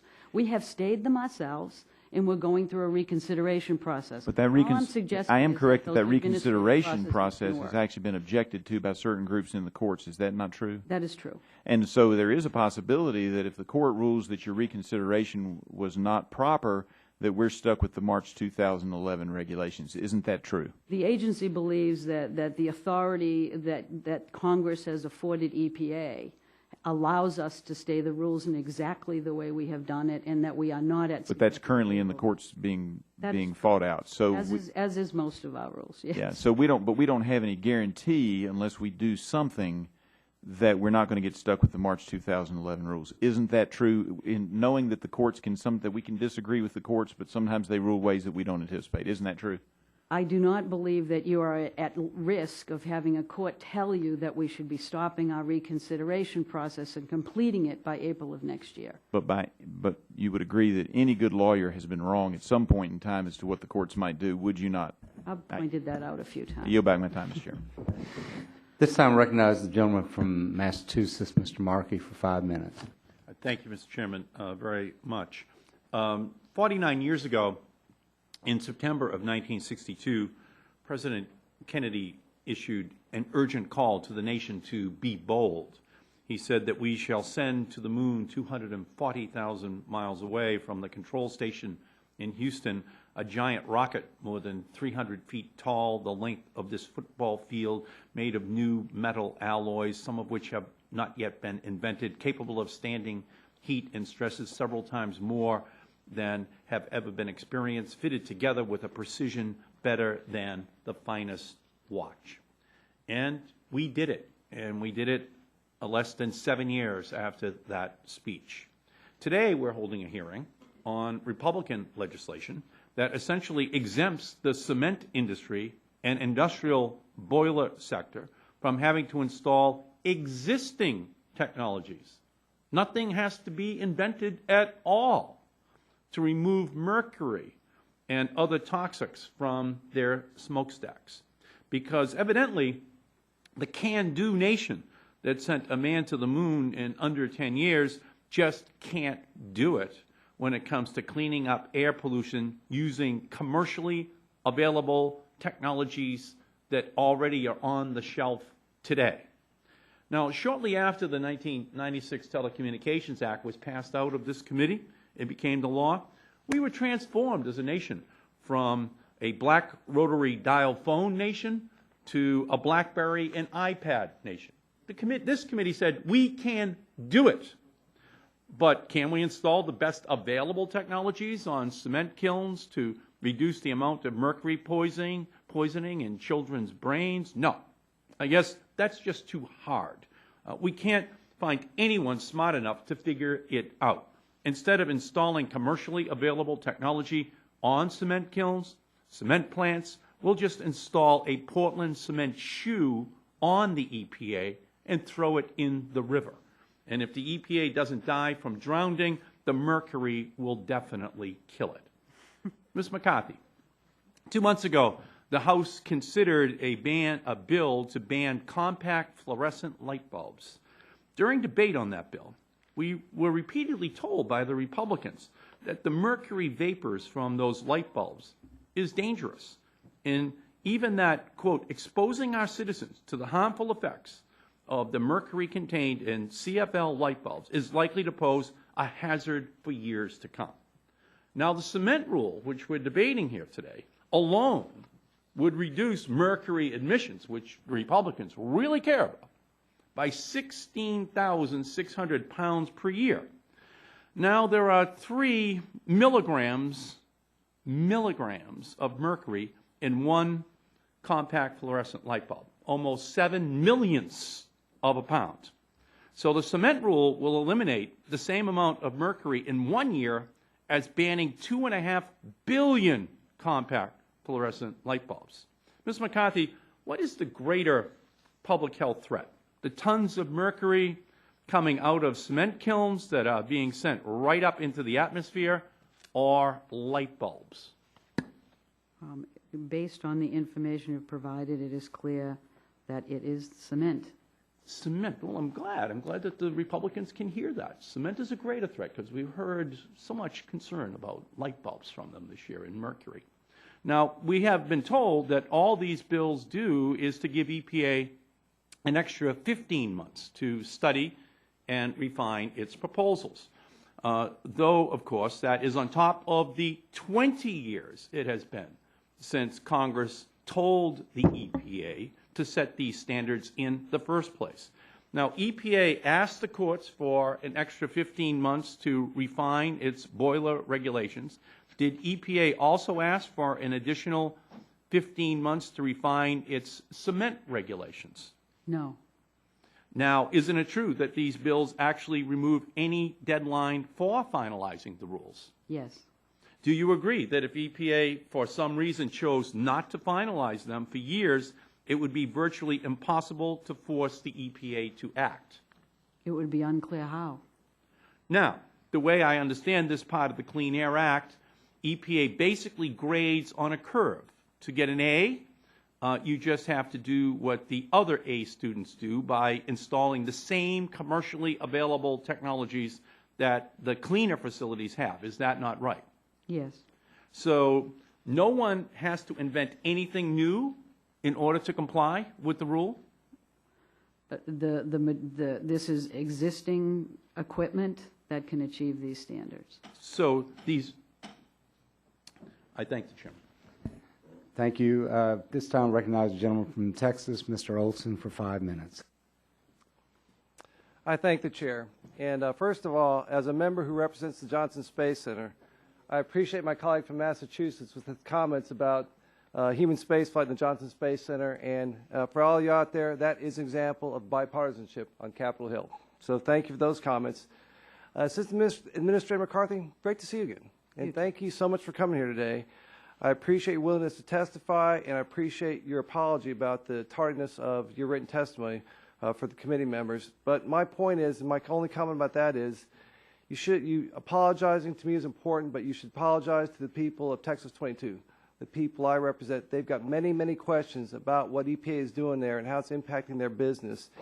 And because we got this testimony in a tardy manner, I'm not doing the best job I can representing them. So I appreciate your apology and your commitment to making sure this never, ever happens again. And that's all I have to say about that, as Forrest Gump would say. But I do have other things I want to say, and I'm concerned that the EPA did not do their homework when they determined the maximum achievable control technology floor. And as I understand it, and as we're going to hear in the panel after you, in many cases, these standards are not achievable by real-world boilers. The 1990 Clean Air Act amendments require the EPA to promulgate technology-based emission standards, but it allows for the possible supplementation of health-based standards. And in your opening statement, and this is a rough quote about it, you said that every American is entitled to healthy air and a job. All of us in this committee agree with that. But there has to be some balance. And again, the Clean Air Act amendments of 1990 recognize that. Technology-based is the primary one, balanced in some cases with supplementation by health-based standards. And so my question for you is there enough data out there to supplement a health-based standard over a technology-based standard for the hazardous air pollution sources? There is not enough information for us to make the decision under the law that using a health-based emissions limit would be sufficiently protected with an adequate margin of safety. Okay, so if there's not enough data, how does the EPA determine and monetize the health benefits, positive health benefits that can be attributed to the boiler MAC rule?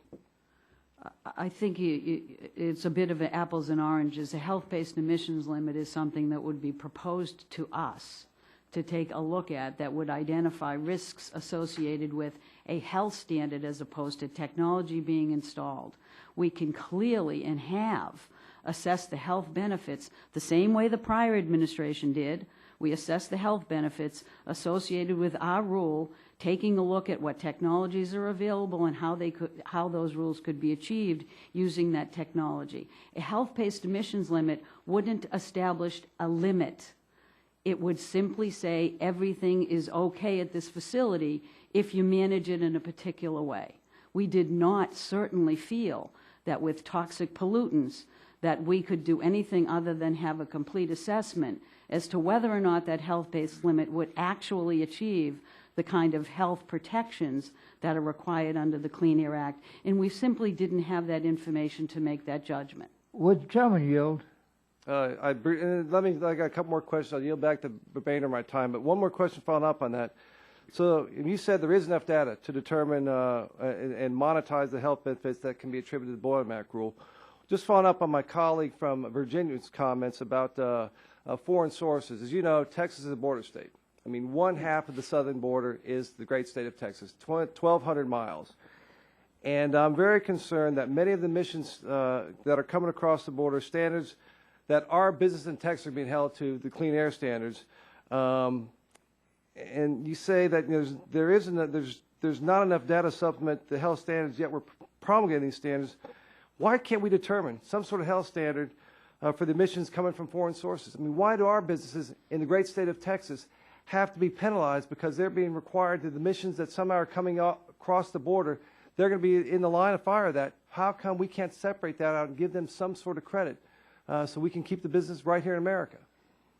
We actually do have a wealth of information, and it's part of the public disclosure associated with this rule and others on what type of pollution is coming in from other parts of the world. And we do not challenge our facilities to account for that or to reduce that, but we do account for their own emissions, and we do look at what technologies are available that are cost-effective that will achieve significant public health reduction. Just in summary, I'll tell you that every time I go back home, the businesses back there, particularly petrochemical businesses on the Port of Houston, feel like they're required to carry these emissions coming from foreign sources. It's unfair. It kills American jobs. I yield back the balance of my time. Would the gentleman yield to me? Would the gentleman yield? I'll yield, sir, but I've got a 000 on the clock. Go ahead. Madam Administrator, you're giving me in your comments to my colleagues the impression that you are going to come forward with decisions on rules which you will put in place before the questions associated with those rules have been fully answered, and before you can assure us that you're not going to have to run out very shortly and initiate a new set of rules.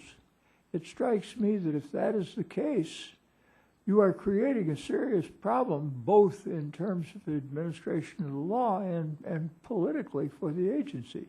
Can you assure me that you are not doing that, and that when you conclude these rules that you will have then a rule which will be settled so that business can make the decisions and so that they will not have to run out and make new investments to satisfy a subsequent enactment of a new rule which will be made after the first rule has been completed? Mr. Dingle, perhaps I wasn't as clear in what I was speaking about. When I was talking about the health-based emissions limit, which is I think what you're talking about, I believed that we were talking about the cement rule, which has actually been finalized. And the fact that in that rule we did tee up comment and we solicited comment on whether or not we could do a health-based emissions limit, and we asked for the data necessary to ensure that an emissions limit could be established that was lower than a technology limit, a technology-based limit that would be sufficiently protective. I was not speaking to the rules that are going to be reconsidered. You have given me no comfort, Madam Administrator. I am driven to the conclusion that you're telling me that when you have completed this, there is a probability that you will initiate new efforts to come forward with a new rule under perhaps different sections of the Clean Air Act. I regard that as being an extraordinarily unwise action by the agency in several parts. The gentleman from West Virginia, Mr. McKinley, is recognized for 5 minutes. Okay. Thank you, Mr. Chairman. I'm trying to grasp all this, and I appreciate your coming back in. We've had some interesting discussions here in this committee with you. But go back to the issue that was brought up a minute ago about 1962. And I somewhat take offense to that because it's something taken out of context. We weren't in the middle of or the tail end of a recession in 1962, were we? I don't remember. Okay. I was hanging out somewhere. But we were someplace, you and I. But that was a different time. And I don't think anyone's saying that there's not a can-do ability. But right now we have 9.1% unemployment. We just got announced last month that there were no job increases whatsoever across America. So our businesses are trying to make some decisions. They know they can replace the boilers. If he's correct that they're on the shelf, for right now, I'll accept that. I'm not sure I'm going to completely buy that, but I'll accept that premise that it's. But they have to make a decision.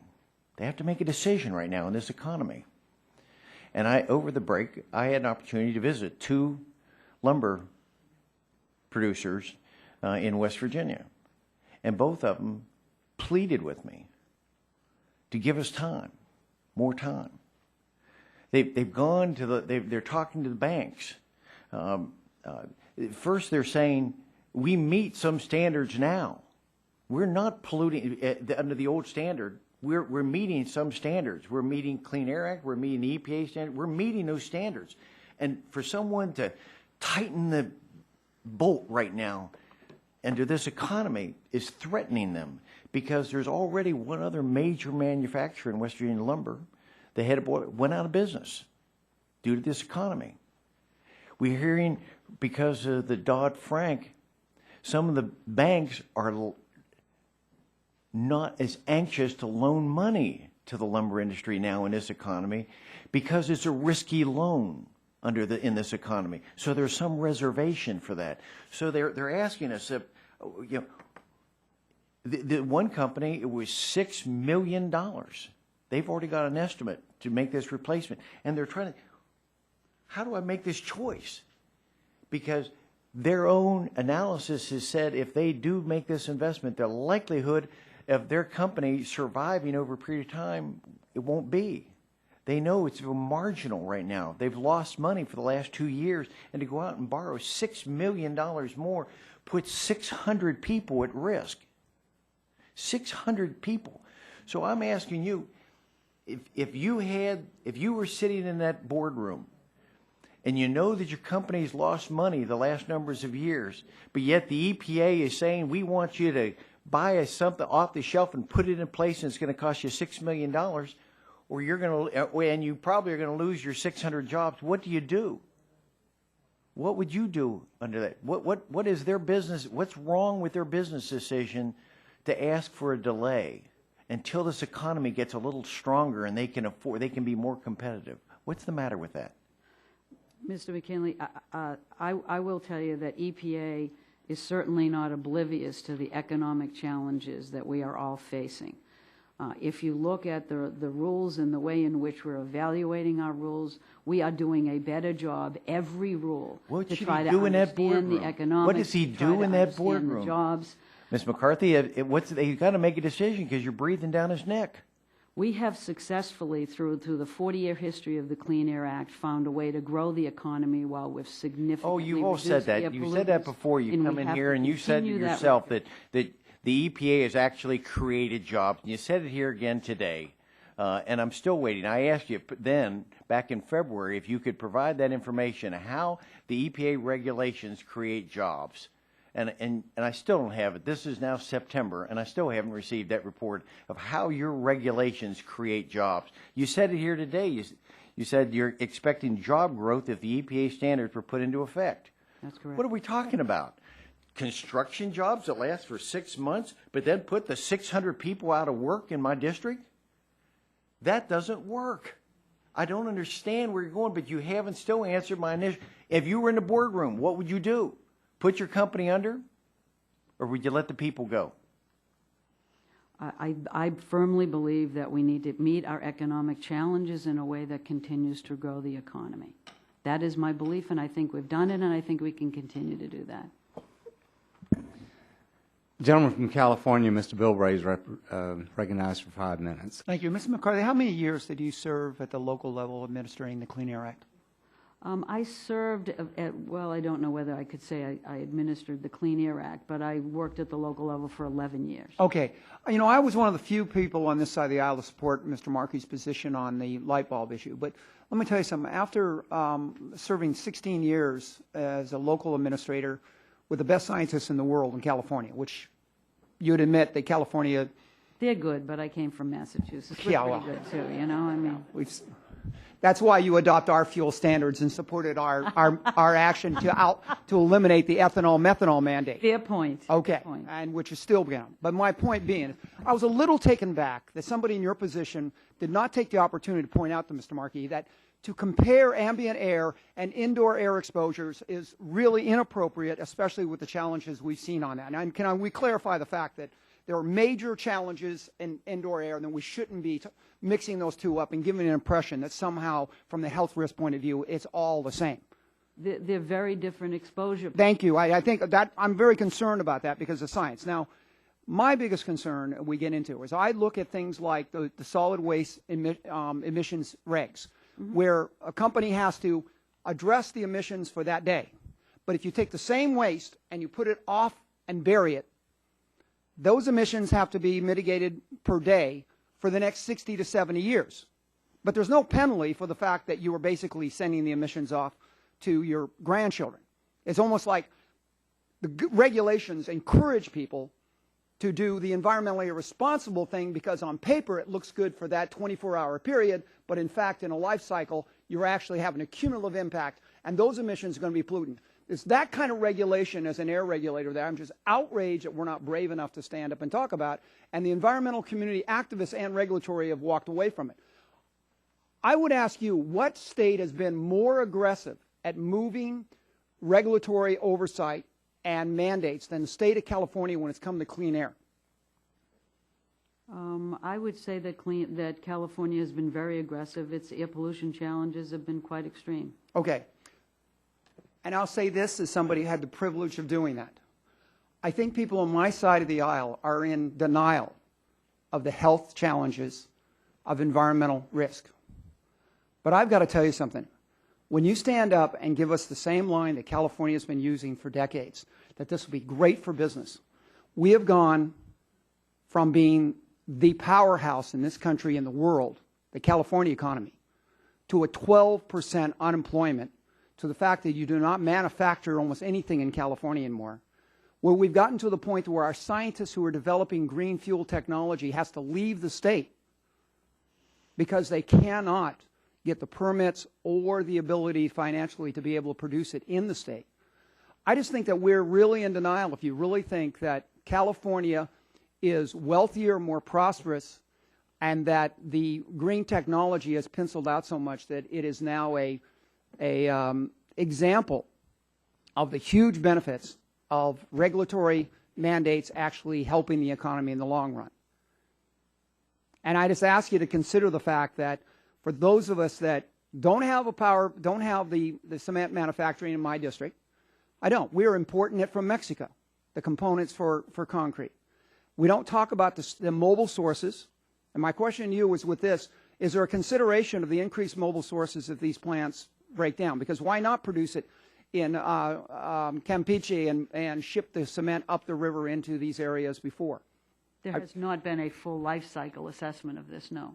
I think what, and I bring up, we found out that by not doing a full life cycle on things like ethanol, we realized we grossly underestimated environmental impact because we did not do the full cycle. Don't you agree that there was a mistake made there? The only thing I would point out to you is that I think the comparison with California, looking at its national ambient air quality challenges, and compare that to technology-based solutions that will drive toxic pollution down is not exactly an equal comparison. Well, the equal comparison is the fact, though, that the projections of an economic boom from the enforcement of environmental reg was grossly overstated in California and historically has been overstated in the United States. And I'll bring it up again. The great selling point of fuel additives that have been told by scientists in the 90s that the federal government is making a mistake about, we continue to this day to follow that failed policy with the environmental damage and the economic damage caused by it, and we don't reverse it. My concern is not that we try new things or we make mistakes, but when we try new things and make mistakes, we don't go back and correct it. It's been how many years since we put a clean fuel mandate out that everybody knows was a failure? We are moving forward with these rules because the Clean Air Act requires it. We are long delayed. They are significant public health measures, but we clearly look at the economy and ensure that we're doing it as cost effectively as we can and to assess the impact. And I think you're denying the economic impact as much as you damn the other side for denying the environmental impact. This time the chair recognizes the gentleman from Colorado, Mr. Gardner, for 5 minutes. Thank you, Mr. Chairman, and thank you, Madam Administrator, for being here today. A couple of questions. I appreciate your support that you give in your testimony for meeting deadlines and the importance of deadlines in the Clean Air Act. But I'm concerned that not all deadlines are equal in the eyes of the EPA. The Clean Air Act has an express one-year deadline for taking final agency action on PSD permits. However, when you look at drilling in offshore Alaska, some of these permits continue to languish for 5 years. They've prevented us from accessing billions of barrels of oil that could make a long-term dent in the gasoline prices in the United States. Why does the EPA pick and choose statutory deadlines that it feels to abide by? We actually try very hard to meet the statutory deadlines, and the one-year deadline is one that we are doing everything we can to achieve. There are certainly challenges with ensuring that we get complete information so that the application can be assessed and we can move that forward. We work very hard with applicants to expedite permitting as much as possible. Do you think some deadlines have more importance than other deadlines? I think that the law treats them all equally, and I think we're equally obligated to do them. We do our best to meet every deadline in the statute. Do we always succeed? Absolutely not. 2 months prior to announcing the Boiler Act rules, the EPA sought a 15-month extension to repropose 3 of the rules. Do you believe, and is it accurate to assume that the EPA needed an extension because the rules needed more work? The rules actually changed significantly from proposal to final. We felt that they were legally vulnerable without entertaining more public comment and process associated with those changes. Say it again? So it needed more work? It needed more public comment. But not just public comment, not more. Okay. We're certainly opening it up to more work because we've solicited additional comment, and with more data, we'll take a look at it. In your statement, you stated in your statement that it's terrifically misleading to say that enforcement of the Clean Air Act costs jobs. Have you ever had a manufacturing facility tell you personally that it simply cannot comply with all the regulations coming out of the EPA? Many times. Your testimony says that for every $1 million spent in environmental spending to comply with environmental rules, it creates 1.5 jobs. According to the forest products industry, $7 billion it will cost to comply with the Boiler Act rule. Are you then saying that that will create 10,500 jobs? No, I'm not, and I'm also not indicating that I agree. I was actually quoting a study that looked at specific industry sectors, and that was the assessment. But you must agree with it if you put it in the statement. I agree that literature has been peer-reviewed, and it is sound science, yes. So then for every $1 million in spending, the $7 billion that they will spend with... In those 4 sectors is what that was referring to. The paper and pulp industry, I believe, one of the 4 sectors. So you're saying that $7 billion cost... I'm not indicating at all that I believe the numbers that industry has indicated associated with the cost of these rules. These major source boilers will in no way is estimated using scientific peer-reviewed methods to cost anywhere near that figure. Do you believe that these regulations altogether will put a number of operations out of business? I believe that there will be choices made by industry on how they will comply. Including whether they stay in business or not? that is going to be their choice, looking at a variety of factors, perhaps least of which is compliance with these regulations. So the EPA's own number on boiler cost was $5 billion. So that's just a little bit less than $10,500. No, actually, the boiler cost was a little less than $2 billion. That's the information I had was $5 billion from the EPA. That was actually the proposal. We had cut that in half with final, using flexibilities under the law and looking at new data. So later, we're going to hear the president and CEO of Lehigh Hansen talking about a loss of 4,000 jobs. Do you believe that business owners are being disingenuous when they tell us that it's going to cost them 4,000 jobs? I don't want to attribute motive to anything. All I can tell you is under the history of the Clean Air Act, industry has significantly overstated anticipated costs, and they have not come to be. In your testimony, I counted a number of times where you say things like, in contrast to doomsday predictions, history has shown again and again that we can clean up pollution, create jobs, and grow the economy. Economic analysis suggests the economy is billions of dollars larger today. Job killing describes, let's see, some would have us believe that job killing describes EPA's regulations. It's terrifically misleading. Investments in labor-intensive upgrades that can put current unemployed or underemployed Americans back to work as a result of environmental regulations. Jobs also come from building and installing pollution control equipment. Contrary to claims, EPA's agenda will have negative economic consequences. Regulations yield important economic benefits. It goes on. You say, moreover, the standards will provide these benefits without imposing hardship on America's economy or jeopardizing American job creation. Earlier this month, or late last month, President Obama withdrew the ozone standards. He said, I have continued to underscore the importance of reducing regulatory burdens and regulatory uncertainty, particularly as our economy continues to recover. Mr. Sunstein's letter to your agency said the President's directed me to continue to work closely with executive agencies to minimize regulatory costs and burdens. Is he wrong then? Testimony talks about creating jobs through environmental regulations. Was the President wrong in making that? Regular order, Mr. Chairman. Gentleman's time has expired. Did you want to respond? No, the President made a sound decision and the agency is following it. Okay. A sound decision. He made a sound decision. This time we'll conclude the questions for the first panel. And Ms. McCarthy, we appreciate your being here today. As you remember, many of the members had questions and further comments that they would ask the EPA to respond to. So we look forward to your getting back to us with that information, and our staffs will be working with you all to make sure that all of that is taken care of. So thank you very much. Thank you very much. This time I'd like to call up the second panel. On the second panel today, we have Mr. Daniel Harrington, who is the President and CEO of Lehigh Hansen Incorporation. We have Mr. James Rubright, who is the Chairman and CEO of Rock 10 Company. We have Dr. Paul Gilman, who is the Chief Sustainability Officer and Senior Vice President, Covanta Energy Corporation. We have Mr. John Walk, who is the Clean Air Director and Senior Attorney for the Natural Resources Defense Council. We have Mr. Eric Schaefer, who's the Executive Director for the Environmental Integrity Project. We have Dr. Peter Wahlberg, who is a Principal in Environmental Health at Gradient Corporation. And we have Mr. Todd Elliott, General Manager, Acetate Celanese Corporation.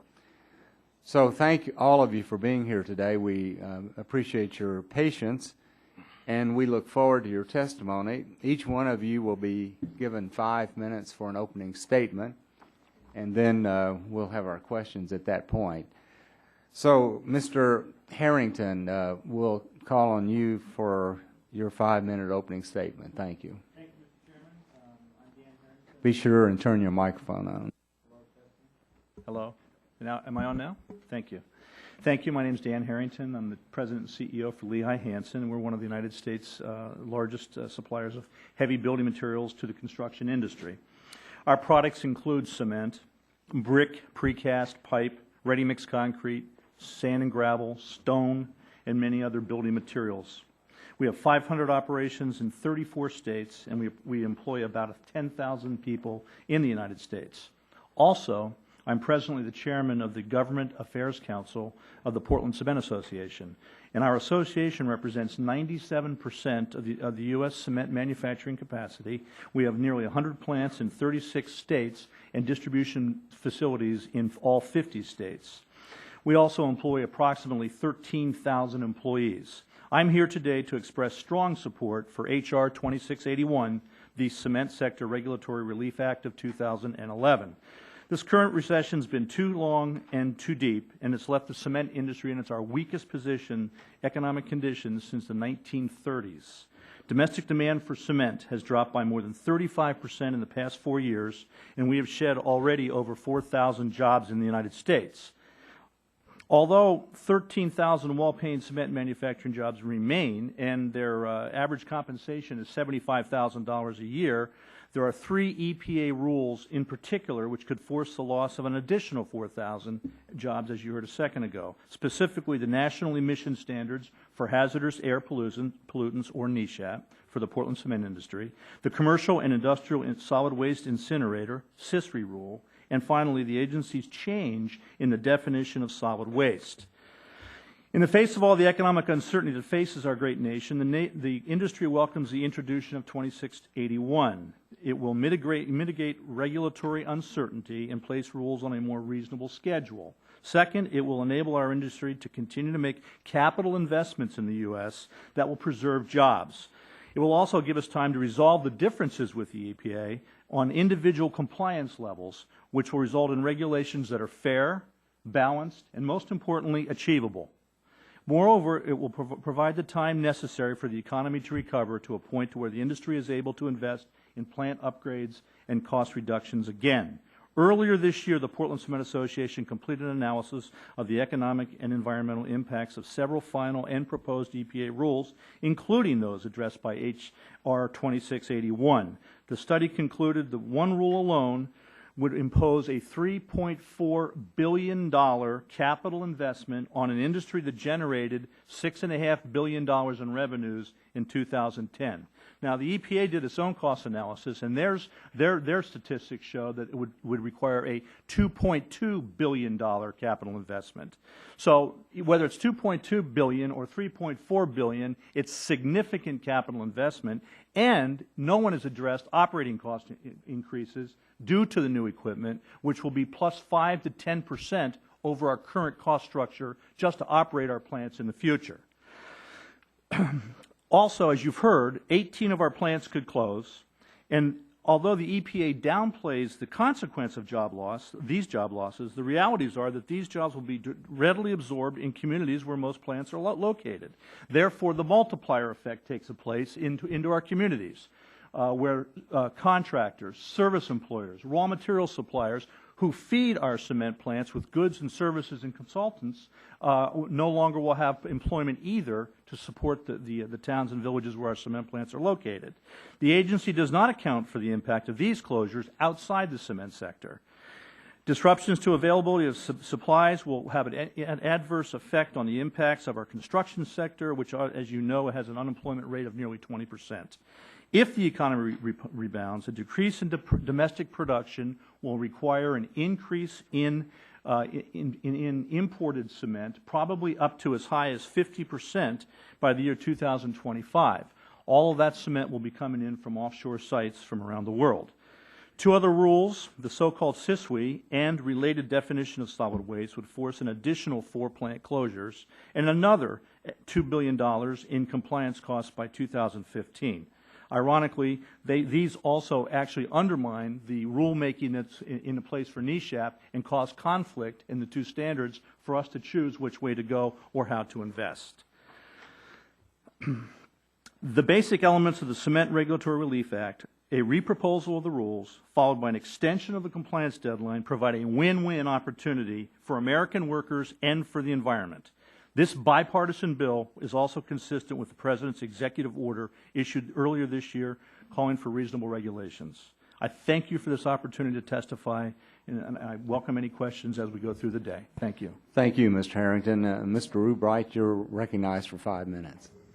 Thank you, Chairman Whitfield, Ranking Member Rush, and members of the subcommittee. My name is Jim Rubright. I'm the CEO of Rock 10. and I'm testifying today on behalf of the American Forest and Paper Association and ROC-10. ROC-10 is one of America's largest manufacturers of corrugated and paperboard packaging and recycling solutions. We operate 245 manufacturing facilities, and we employ 26,000 people, well over 22,000 of whom are in the United States. I'm here today to express support of ROC-10 and the other AF&PA member companies for H.R. 2250. We need the additional time and certainty provided by the bill for many reasons. The EPA needs the time provided this bill to write a Boiler MAC rule that's achievable, affordable, and based on sound science. Our companies need the time to develop compliance strategies, which don't exist today in full, and to implement the massive capital expenditure programs that will be required to comply with the rule, and to do so once, and to do so with certainty. Our country needs and deserves this bill in order to mitigate the adverse impact of Boiler MAC and the related rulemakings on job growth and economic recovery. Please let me explain. First, a job study produced by the AF&PA by Fisher International finds that the Boiler MAC regulations will result in significant job losses within the forest products industry.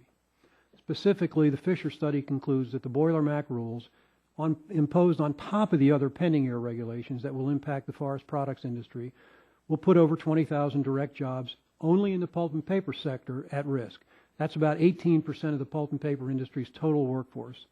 Adding the impact on suppliers and downstream spending of manufacturing incomes puts the total number of jobs at risk at 87,000 jobs. When the Boiler MAC rules are combined with other pending Air Act rules, and I've included an exhibit that shows the 20 rules that we face over the next few years, the jobs at risk rise to 38,000 direct pulp and paper jobs and 161,000 total jobs. The economic consequences of these rules will be felt most keenly in communities that cannot afford further job losses. Most of our mills are located in rural communities where there are few alternatives for employees who see their mills close. And since 1990, the answer to one of the questions was asked earlier, 221 mills have closed in the United States, costing 150,000 jobs. We need Congress's help to avoid this outcome. I would also ask you to bear in mind that ROC-10 and its predecessors, through mergers, has already wasted $80 million trying to comply with the 2004 Act Boiler MAC rule that was eventually vacated by the courts just 3 months before the compliance deadline. Let me cite the positive things that the bill does to help our companies. This bill will go a long way to see that the EPA has adequate additional time to promulgate a Boiler MAC rule that is based on sound science. Earlier this year, as you know, the EPA was driven by court-imposed deadlines to issue a final boiler rule it knew was flawed.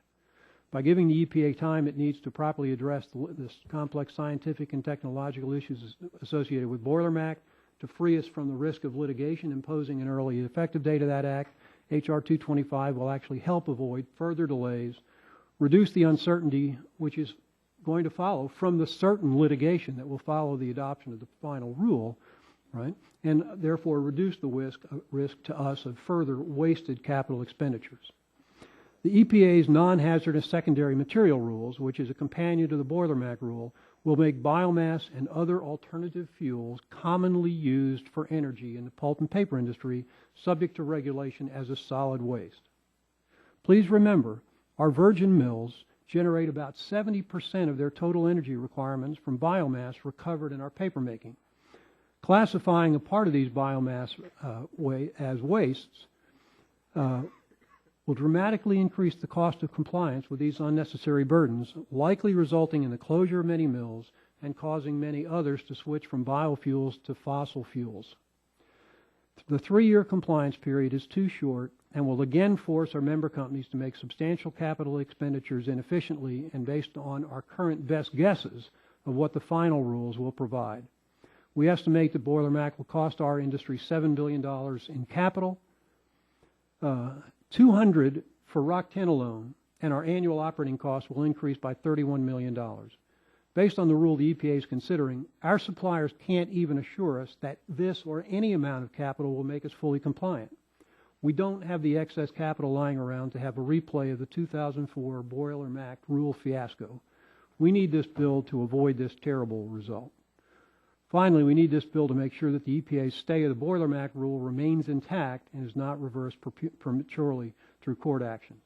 Mr. Chairman, members of the subcommittee, I thank you for offering this bill. Thank you, Dr. Gilman. You're recognized for 5 minutes. Thank you, Mr. Chairman and members of the committee. Thank you for the opportunity to be here. I speak to you today as an employee of Covanta Energy, which is one of the nation's largest biomass to electricity producers. I also speak to you as a former assistant administrator of the EPA for research and science advisor for the agency. We currently operate biomass facilities that will be affected by these MACTs. The fuel is largely agricultural and forestry residue, making us one of the more sustainable uses of biomass. Currently, we're walking an economic tightrope for those facilities. 2 are in standby mode because we're having to balance high fuel prices with low power revenues. One of our facilities has been operating on an intermittent basis this year. As a company that operates under the Clean Air Act, we believe it's key to our being viewed as a good neighbor in our communities. So we support it, and we support its goals. But we do believe the EPA had it right when it asked for the courts for more time. We think the EPA had it right when they asked for more information, more data for the boiler and SISWI MAC rules. Not only did the paucity of data lead to some illogical outcomes in the regulatory process, it also meant that natural variation from boiler to boiler wasn't properly considered, and even sort of the breakdown of different technologies for comparison purposes wasn't done. Not only those things, but the method used by the agency to derive the emissions standard is seriously flawed. What they did was take pollutants on an individual basis and look at them across the various facilities, find the best emissions achievement, and set that as a standard, and then repeat the process. So the emissions standards were set really on a pollutant by pollutant basis as opposed to a facility by facility basis. This answers the question that Mr. Markey had as to why is it that achievable currently existing technologies can't be used. It's because this pollutant by pollutant process has been undertaken as opposed to the plant by plant. It's like asking the Olympic decathlon champion to not only win the championship, but then beat each of the individual athletes in the 10 individual contests to be beaten as well by that decathlete.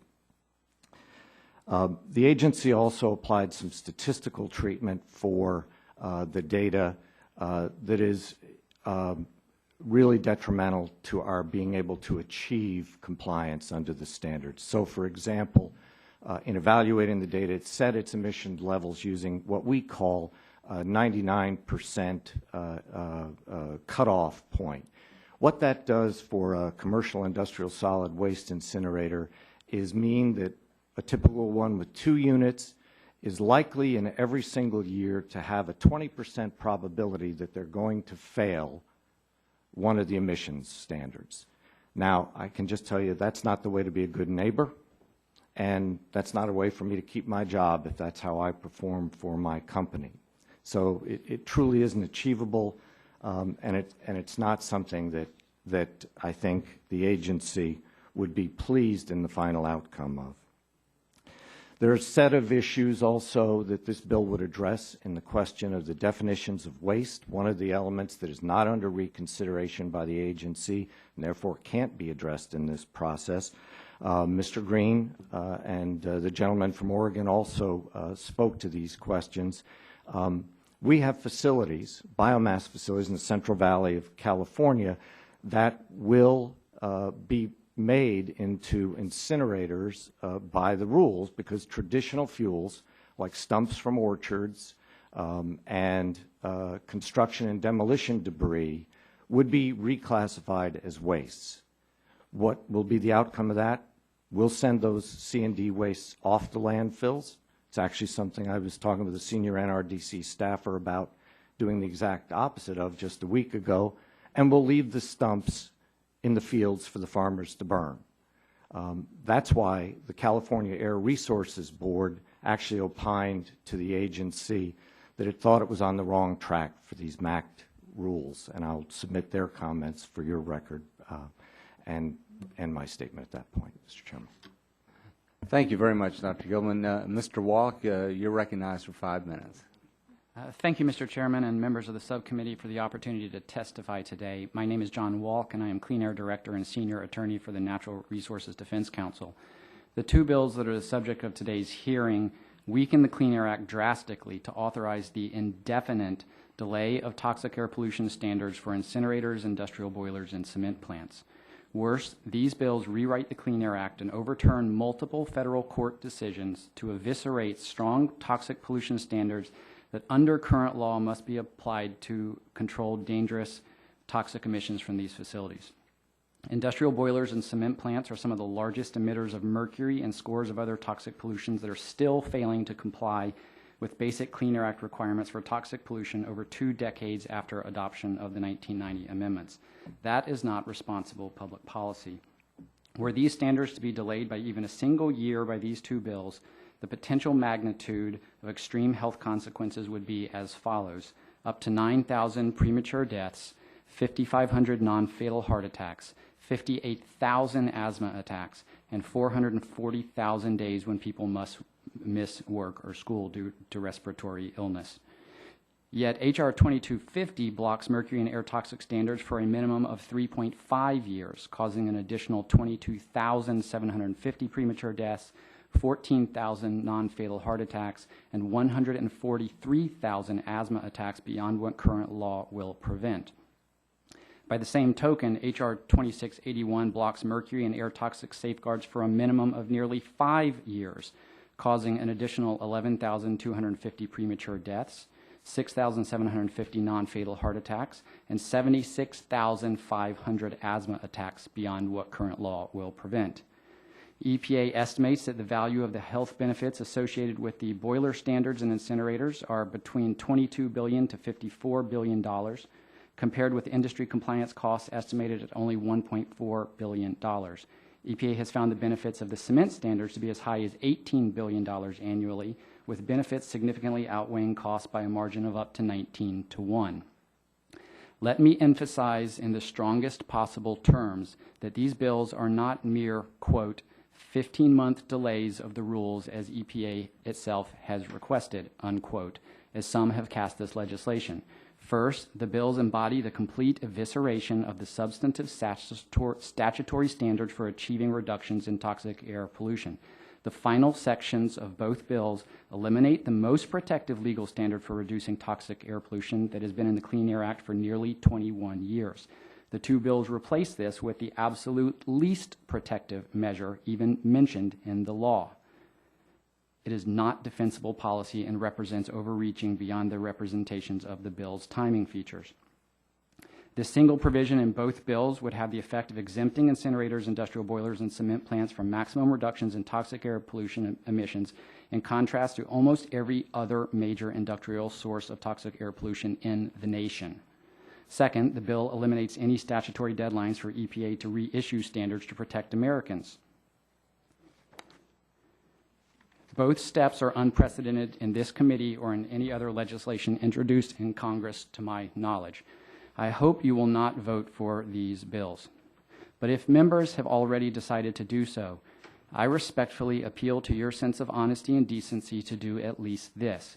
Please explain clearly to your constituents, to the church congregations in your districts, to all Americans, why you are voting to actively eliminate protections for children and the unborn against industrial mercury pollution and brain poisoning, especially those among you that are on record for protecting children and the unborn in other contexts.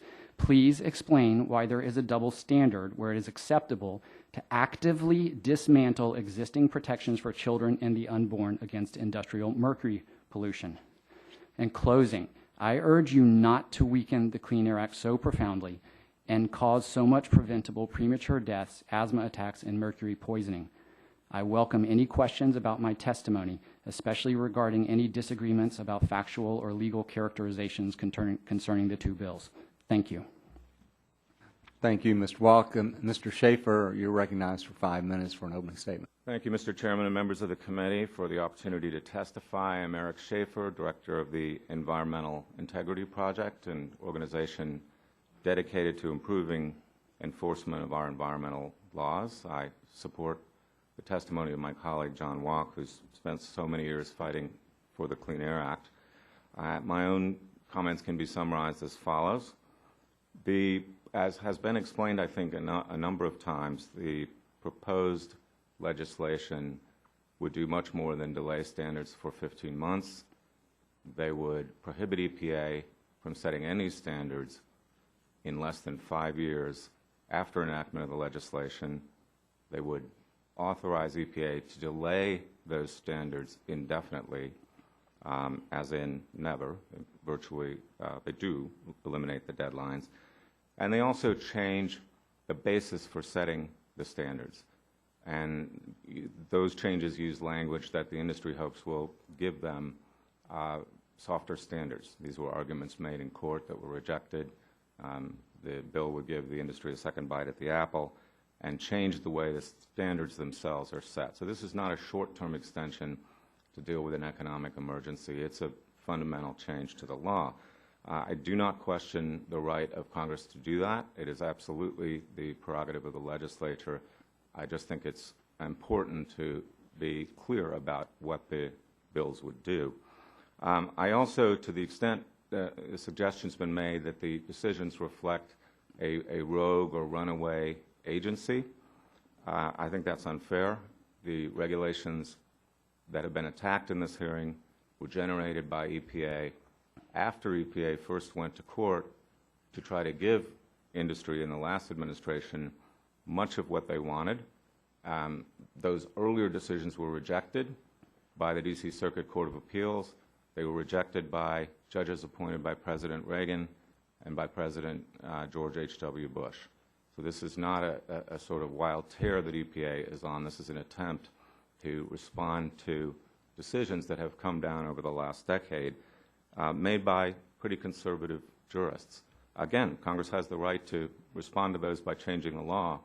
I just think it's unfair to say that the EPA is somehow off the reservation by doing what the courts have, in fact, required them to do.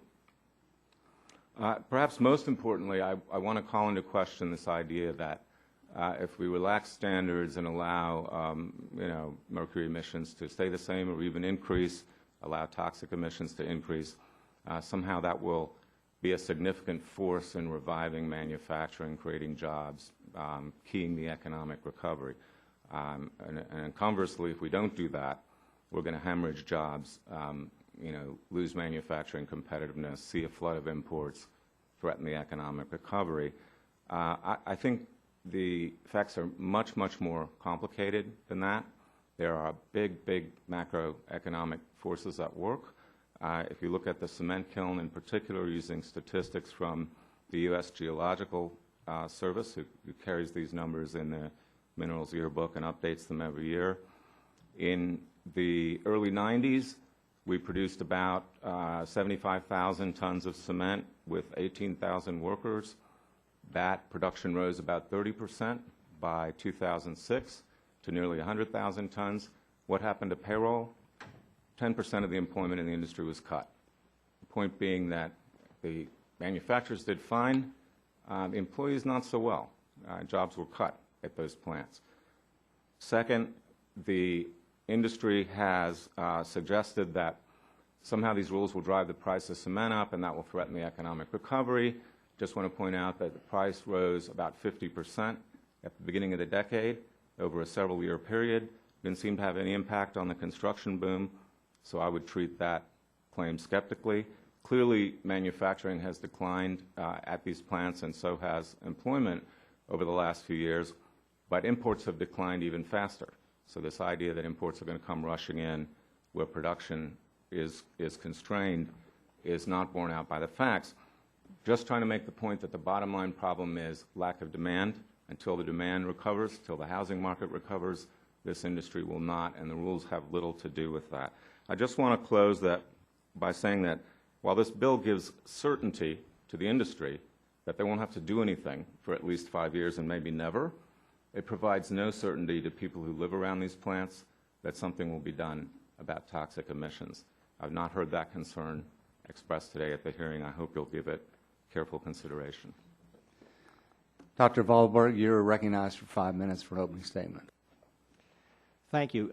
Good afternoon, Mr. Chairman and members of the subcommittee. Thank you for inviting me to testify this morning. I'm Peter Wahlberg, principal at Gradient, an environmental consulting firm in Boston. I've worked for many years in public health and human health risk assessment. I've been a faculty member at the Harvard School of Public Health, and I was a member of a National Academy of Sciences panel that worked on evaluating public health benefits of air pollution regulations. At the outset, let's remind ourselves that by every public health measure, from infant mortality to life expectancy, we are healthier today and exposed to fewer hazards than ever before. Our present-day air is much cleaner than it was years ago, thanks to EPA, and our air quality is among the best in the world. I'm here today to address the method by which EPA uses in their projection of benefits from reductions in outdoor air particulate levels called PM 2.5 or ambient PM 2.5.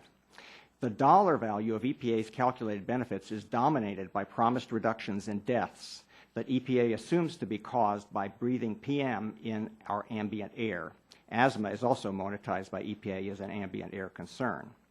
In understanding health hazards, the solidity of our scientific knowledge, like the solidity of a three-legged stool, is supported by three legs of evidence. One leg is observational studies or epidemiology. Another leg is experimental studies with lab animals. And the third leg is an understanding of biological mechanism. If any leg is weak or missing, the reliability of our knowledge is compromised. EPA uses the observational studies that examine statistics on two factors, which in small parts seem to go up and down together. These studies correlate changes in mortality, either temporally on a day-by-day basis or geographically on a city-by-city basis, with differences in ambient PM from day to day or from locale to locale. Statistical associations are indeed reported, and EPA assumes PM mortality associations are 100% caused by outdoor PM, no matter what the PM levels you may breathe in your own home, car, or workplace. My key points are, 1, the mortality evidence doesn't add up. 2, most of our PM exposure is not from outdoor air. 3, the PM statistical studies cannot identify cause. And 4, outdoor PM is recognized as a minor, not a major cause of asthma. The evidence doesn't add up. Lab experiments have carefully examined both human volunteers and animals breathing airborne dust at PM levels hundreds of times greater than in outdoor air without evidence of sudden death or life-threatening effects. Moreover, we've studied the chemicals that constitute the particles in outdoor air, and no one has found a constituent that is lethal when breathed at levels we encounter outdoors. Remember that the basic science of poisons, toxicology, has shown that the dose makes the poison. Where do people get exposed to airborne dust? The majority of our time is spent indoors. Homes, restaurants, malls have high levels of PM from cleaning, cooking, baking, and frying. When you clean out your attic or basement, you are breathing much higher PM levels than outdoors. We're exposed to high levels of PM when mowing lawns, raking leaves, enjoying a fireplace.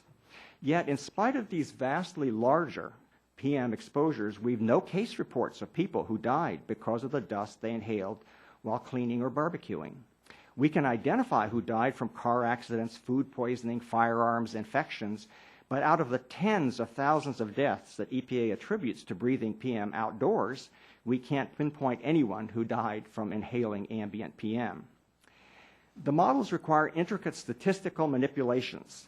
The computer models require many assumptions and adjustments. The results you get depend on the model you use, how you set it up, and how many different tests you run. You need to correct for many non-PM pollutants as well as non-pollutant factors that may confound those PM mortality associations. It's not clear that all confounders have been taken into account, and mere associations cannot establish causality. For example, increased heat stroke deaths are correlated with increased ice cream sales, but none of us would suggest that ice cream sales causes heat stroke. In fact, there are many other examples where spurious associations have been observed and dismissed.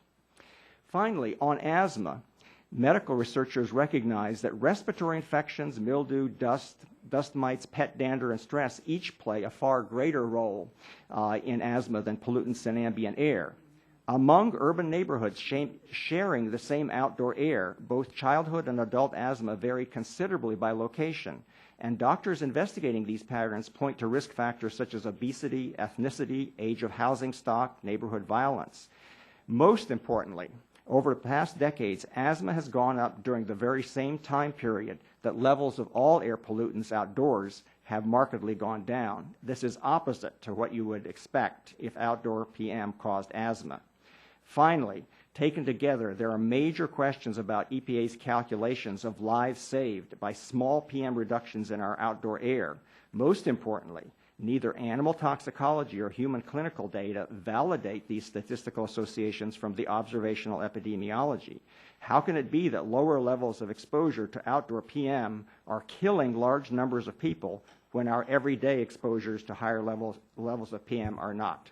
Thank you. Thank you very much for this opportunity, and I look forward to your questions. Thank you, Dr. Wahlberg. Mr. Elliott, you're recognized for 5 minutes. Thank you, Chairman Whitfield, Ranking Member Rush, and members of the subcommittee for allowing me this opportunity to testify before the subcommittee on a topic of substantial importance to my company and to the manufacturing sector. Again, my name is Todd Elliott. I represent the Celanese Corporation, where I've worked in a variety of positions for over 23 years. Celanese is a Dallas, Texas-based chemical company with a worldwide presence and a workforce of more than 7,250 employees. I'm the general manager of our global acetate business. Our acetate fibers plant in Narrows, Virginia, has been in operation since 1939 and is the largest employer in Giles County. The facility currently employs more than 550 skilled workers and an additional 400 contractors. The acetate facility in Narrows, Virginia operates 7 coal-fired boilers today and 6 boilers and furnaces that burn natural gas. The site is impacted by the cumulative and costly impacts of the Boiler Act and other state and federal air quality regulations.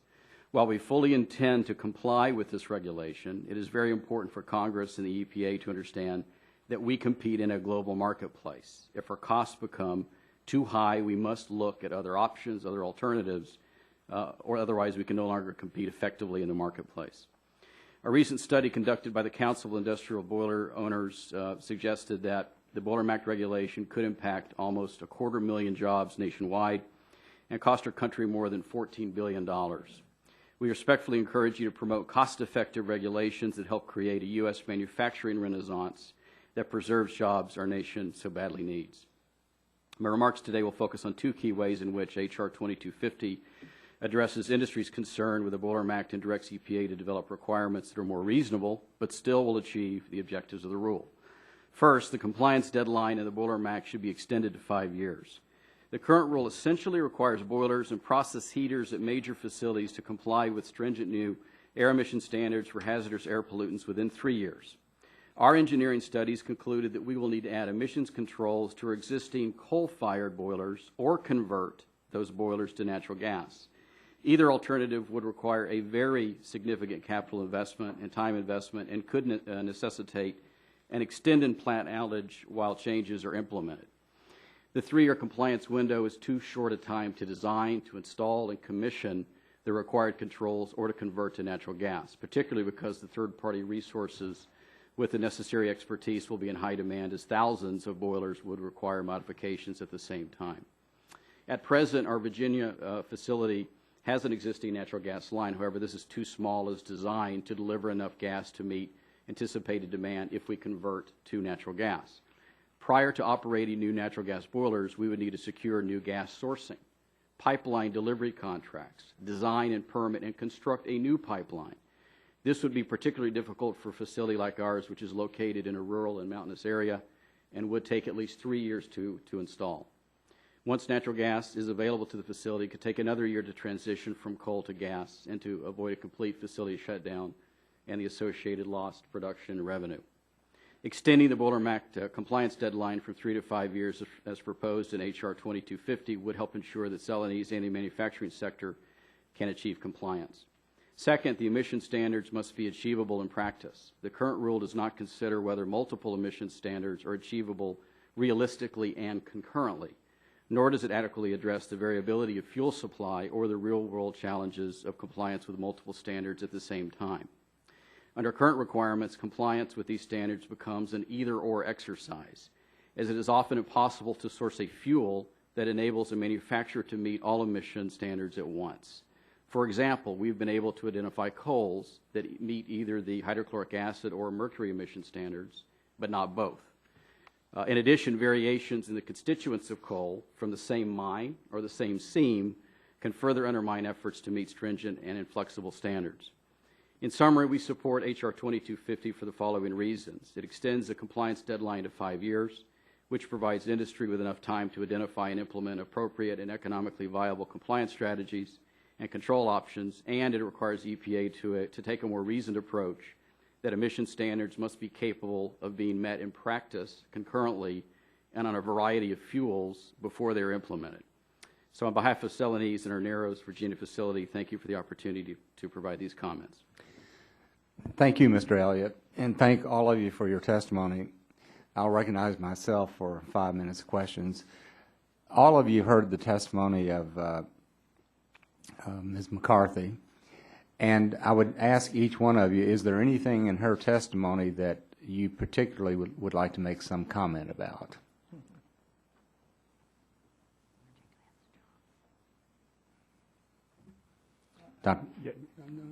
Dr. Valberg. Yes, well, I think that I wanted just to emphasize that I think EPA has done a very good job in cleaning up the air and so on, and I'm very much in favor of regulations that reduce air pollution. However, I think the problem is the monetization method. I mean, saying that these deaths are occurring as a consequence of small changes in outdoor air, when in fact, if you go to the medical community, we all have diseases that we get, all of us are going to die, and so on. It's that monetization that I think is flawed and needs to include more of the scientific evidence besides just the statistical associations. Have you ever made those arguments with EPA that you question the way they calculate these benefits? Yes, I have. I have testified before EPA on some of the Clean Air Science Advisory Committee meetings that they've had together with EPA staff. And I think that they have become quite enamored of the statistical associations. And how widespread is the concern among the community that you're involved with on the validity of the EPA studies? Well, the statistical associations are just a correlation between numbers, so I don't know that there's necessarily a question about is the statistics being done wrong. I think if you look at the original studies by the authors themselves, you will see in the beginning that they say the hypothesis is that there's a causal effect between ambient particulate and mortality, and they all treat it in the original literature as a hypothesis that's being tested. I think what EPA has moved these associations to is into this regulatory arena where they're using them as reliable.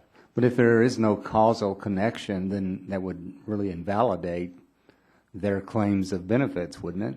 Yes, it would. And that's a major issue, and I read your biography, and you are a real expert in this area, and you have genuine concerns about that. Is that correct?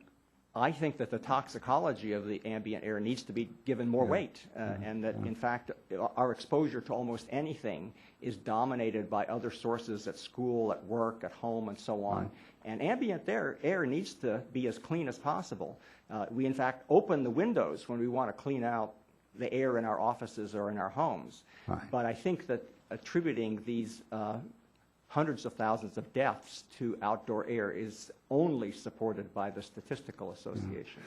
Well, you know, I think that's a very important point, because we've had many hearings on these environmental issues, and every time the representatives of EPA will immediately run to the health benefits, that you're going to prevent this 1,000 deaths, you're going to prevent premature deaths, you're going to prevent this many cases of asthma, you're going to prevent all of these things, and yet from your testimony, the very basis of a lack of causal effect would basically invalidate all the benefits that they are really depending upon. Exactly. And in fact, there are some recent papers that refer to taking panels of people where you take them into the clinical setting, expose them to 100 or 200 micrograms per cubic meter, see if you see any kinds of effects. And then you also look at people in the ambient environment where the concentrations are 10 to 20 micrograms per cubic meter. You still see the associations in the ambient environment, but it's a effect that's occurring for other reasons besides the particulate matter itself, because those people in the laboratory did not show the effect. Yeah. You know, another concern that many of us have is that we have a very weak economy right now. We're trying to stimulate that economy, and while it's true that these CMAQ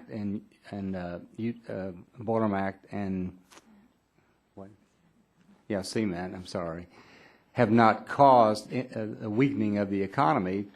I have here a list of 13 new rules and regulations that EPA is coming out with, and the cumulative impact of that, it seems to me, would definitely have an impact on our ability to create jobs. We're not arguing that it caused the loss of jobs, but we're making the argument that at this particular time, it creates obstacles in our ability to create new jobs. Would you agree with that, Mr. Harrington? Yeah, I certainly would. I mean, for sure that point's been repeatedly made. Am I on and off? There we go. Yeah. So I definitely would agree with that.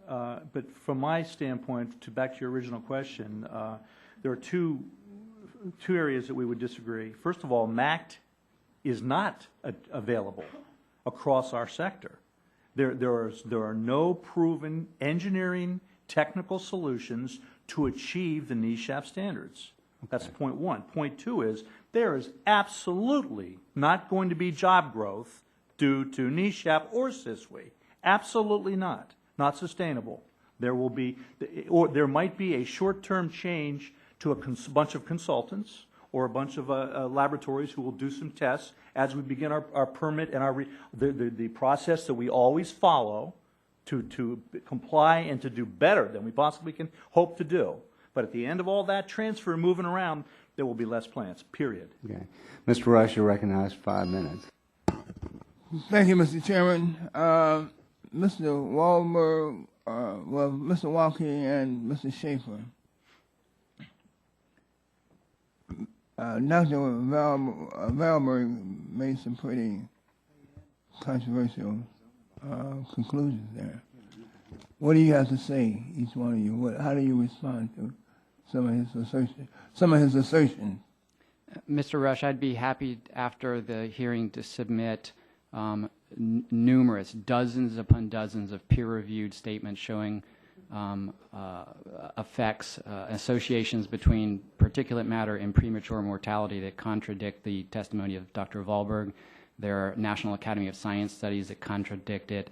The Clean Air Science Advisory Committee peer review process and reports contradict those views. Those views are contradictory, are controversial because they are outlier views within the clean air scientific community. They were not accepted by the Bush administration. They were not accepted by the Clean Air Science Advisory Council. They were not accepted by the Health Effects Institute reexamination of those associations. And I think it's important that that copious record of peer-reviewed studies be included in the record, and we could also invite Dr. Valberg to include studies since there wasn't a single one cited in his testimony that I saw.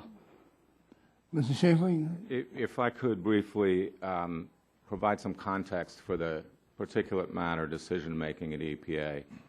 The science that EPA is proceeding from began with a epidemiological study looking at particle levels in 26 cities and comparing that to especially premature mortality and screening out the confounding factors that Dr. Valberg raised, diet, income, the other things that can step in and interfere with trying to establish a relationship between pollution and disease. The benefits in EPA's rulemaking that you see in the hundreds of millions of dollars, those come from avoiding premature deaths. We can argue about what a life is worth, and I don't know if Dr. Valberg wants to go there, but those premature mortalities occur over a long period of time. You can't put somebody in a room and gas them with particulate matter in 15 minutes or even a day and draw any conclusions from that. The point is the long-term exposure. Congress ordered EPA to get those epidemiological studies peer-reviewed. The agency went to the Health Effects Institute at the end of the last decade, or late 90s. The Health Effects Institute did an exhaustive review of the PM science, concluded it was solid. That is, that the link between PM exposure, particle exposure, mortality was very strong. The Bush administration looked at the same issue in 2005, did an exhaustive review, reached the same conclusion. So to suggest that this is something that is being done with a pocket calculator, or that confounding factors aren't being considered, or that you can put a balloon over somebody's head and fill it with particulate matter, or that because nobody's died from sitting in front of a fireplace, that means fine particles aren't a problem. Honestly, those are outlandish statements. They're completely inconsistent with decades of science, not just a recent decision. I challenge the witness to produce peer-reviewed studies that show that, and we will certainly provide you with the data that EPA has gathered under 3 administrations to establish that very strong connection between particles, fine particles, not big chunky particles from barbecuing steak, fine particles, and death. I just want to really remind the committee that the Bush administration did draft a report that was finalized by the Obama administration, and it's called the Integrated Science Assessment for Particulate Matter.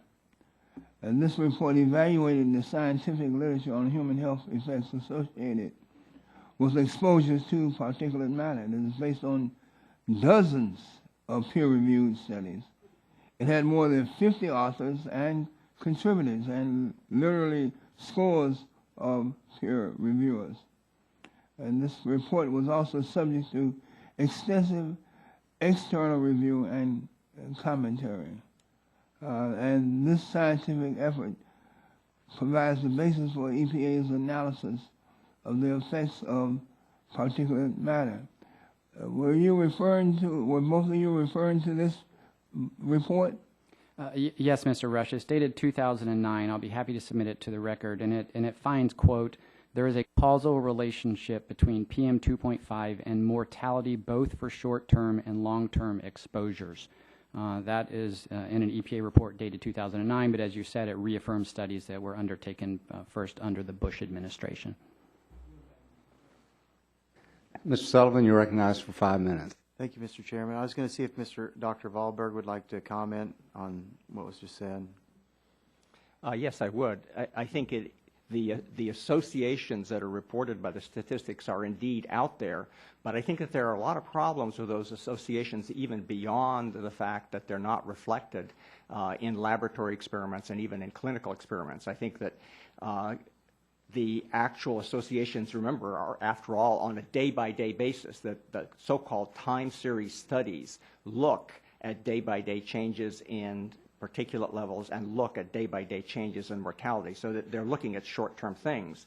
And when you try to take that hypothesis to the laboratory, you can't validate it. The associations themselves have peculiar characteristics, such as the steepness of the association. In other words, what kind of increment do you get with a given increment in particulate matter actually gets steeper as the air concentrations get cleaner. In other words, as particulate levels go down. This is reported time and time again in these associations. And this goes contrary to what you would expect on a toxicologic basis. The association should, in fact, get stronger as the air gets dirtier, and so that as you get to higher levels, then you're getting a larger effect because the dose makes the poison. So I think I don't disagree that there are many associations out there, and in fact, the very reporting of such associations in such a variety of diverse circumstances where the actual chemical composition of the particulate is quite different, in a way, is also something that actually does more to undermine their plausibility than to support it. Thank you. And this next question is for Mr. Rubright, Dr. Gillum, and Mr. Elliott. EPA has maintained that Boiler Act rules will result in a net gain of jobs. Do you agree with the EPA that the net effect of EPA's Boiler Act rules as written will be to jobs in the U.S.?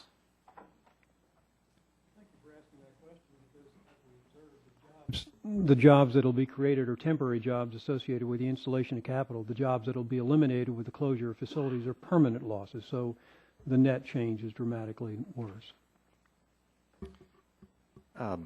My observation would be, as they were promulgated, they won't have that effect. Our 8 plants are sort of a microcosm of that. I would like to think that a dialogue between yourselves and the agency would do, as has happened so many times in the Clean Air Act, result in a path forward that indeed could have least impact on jobs and provide for a cleaner environment as well. Mr. Elliott? Yeah, no, we would agree and echo the comments of the other panelists that we think about capital investment in various categories. We think about ESHA, or environmental health and safety capital, maintenance of business capital, revenue generation capital. We would categorize this capital as non-discretionary, and it would be in a different league. So perhaps jobs on a temporary basis for engineering, consultancy work, and potentially jobs outside of the U.S. Thank you. Mr. Chairman, I would like to submit for the record an analysis referenced by Mr. Harrington, which was prepared by Portland Cement Association regarding the impacts of EPA's rules on the cement sector. Without objection. Mr. Harrington, you have testified that EPA's recent rules affecting the cement sector could force the closure of 18 out of nearly 100 U.S. cement plants, or 20% of the U.S. cement production capacity. Where are most of these cement plants located? Are they like small towns, rural areas? Yes, yes, they're mostly in small towns and rural areas, and they're sprinkled throughout the United States. I mean, there's one in Upper California. There might be one in Ohio. There could be one in Upper New York State. There could be one in Illinois. So they're spread throughout the United States. They're always in small rural areas, as Mr. Rubright said. And the old adage of a company town, it's not quite like it was in the 30s and 40s, but that's the sort of the environment that our plants are in. Will the employees at these facilities be likely to find new work elsewhere in their communities? Anything's possible, and of course we'd like that to be the case, but the opportunities are very limited because they're high-wage jobs. Most of our employees are represented by collective bargaining agreements, so they're union employees, and they're well paid, they're highly skilled, and they're very specialized for the plants and the equipment that we run. Right. So just transferring that job knowledge is difficult. So it'll be devastating to those communities. The other thing that we lose, and I'm sorry to keep rambling here, but there are a series of small business people and large industry that service our plants. Contractors, engineers, sorry. No, go ahead. Contractors, engineers, local raw material suppliers, who may not be employees of our plant, but who exist, Pennsylvania for sure, who exist because of our plants. Right. So, thank you. Well, also, your time's expired. I'm sorry. Mr. Doyle, you're recognized for 5 minutes. Thank you, Mr. Chairman, and thank you to our witnesses today. I think it's important that we have a well-informed debate on these regulations with inputs from all sides. As many of you know, I represent Pittsburgh, which is in Allegheny County in southwestern Pennsylvania. Allegheny County is home to manufacturing industry, chemical industry, steel industry, energy industry, and much, much more.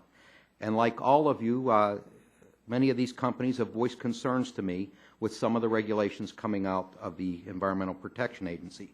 Most specifically, I've heard a great deal about the Boiler Act rules that we're discussing today. But let me first give you a little background on Allegheny County. Last year, the Pittsburgh Post-Gazette ran a series on air pollution effects in the region called Mapping Mortality.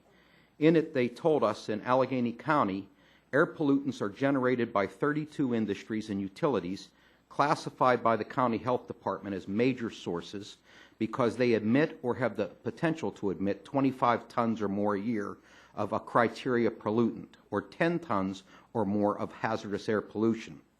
The Post-Gazette article went further to detail in Allegheny County and research mortality rates, not only in our county, but in the 13 counties surrounding Allegheny County in and around Pittsburgh. This is what they found.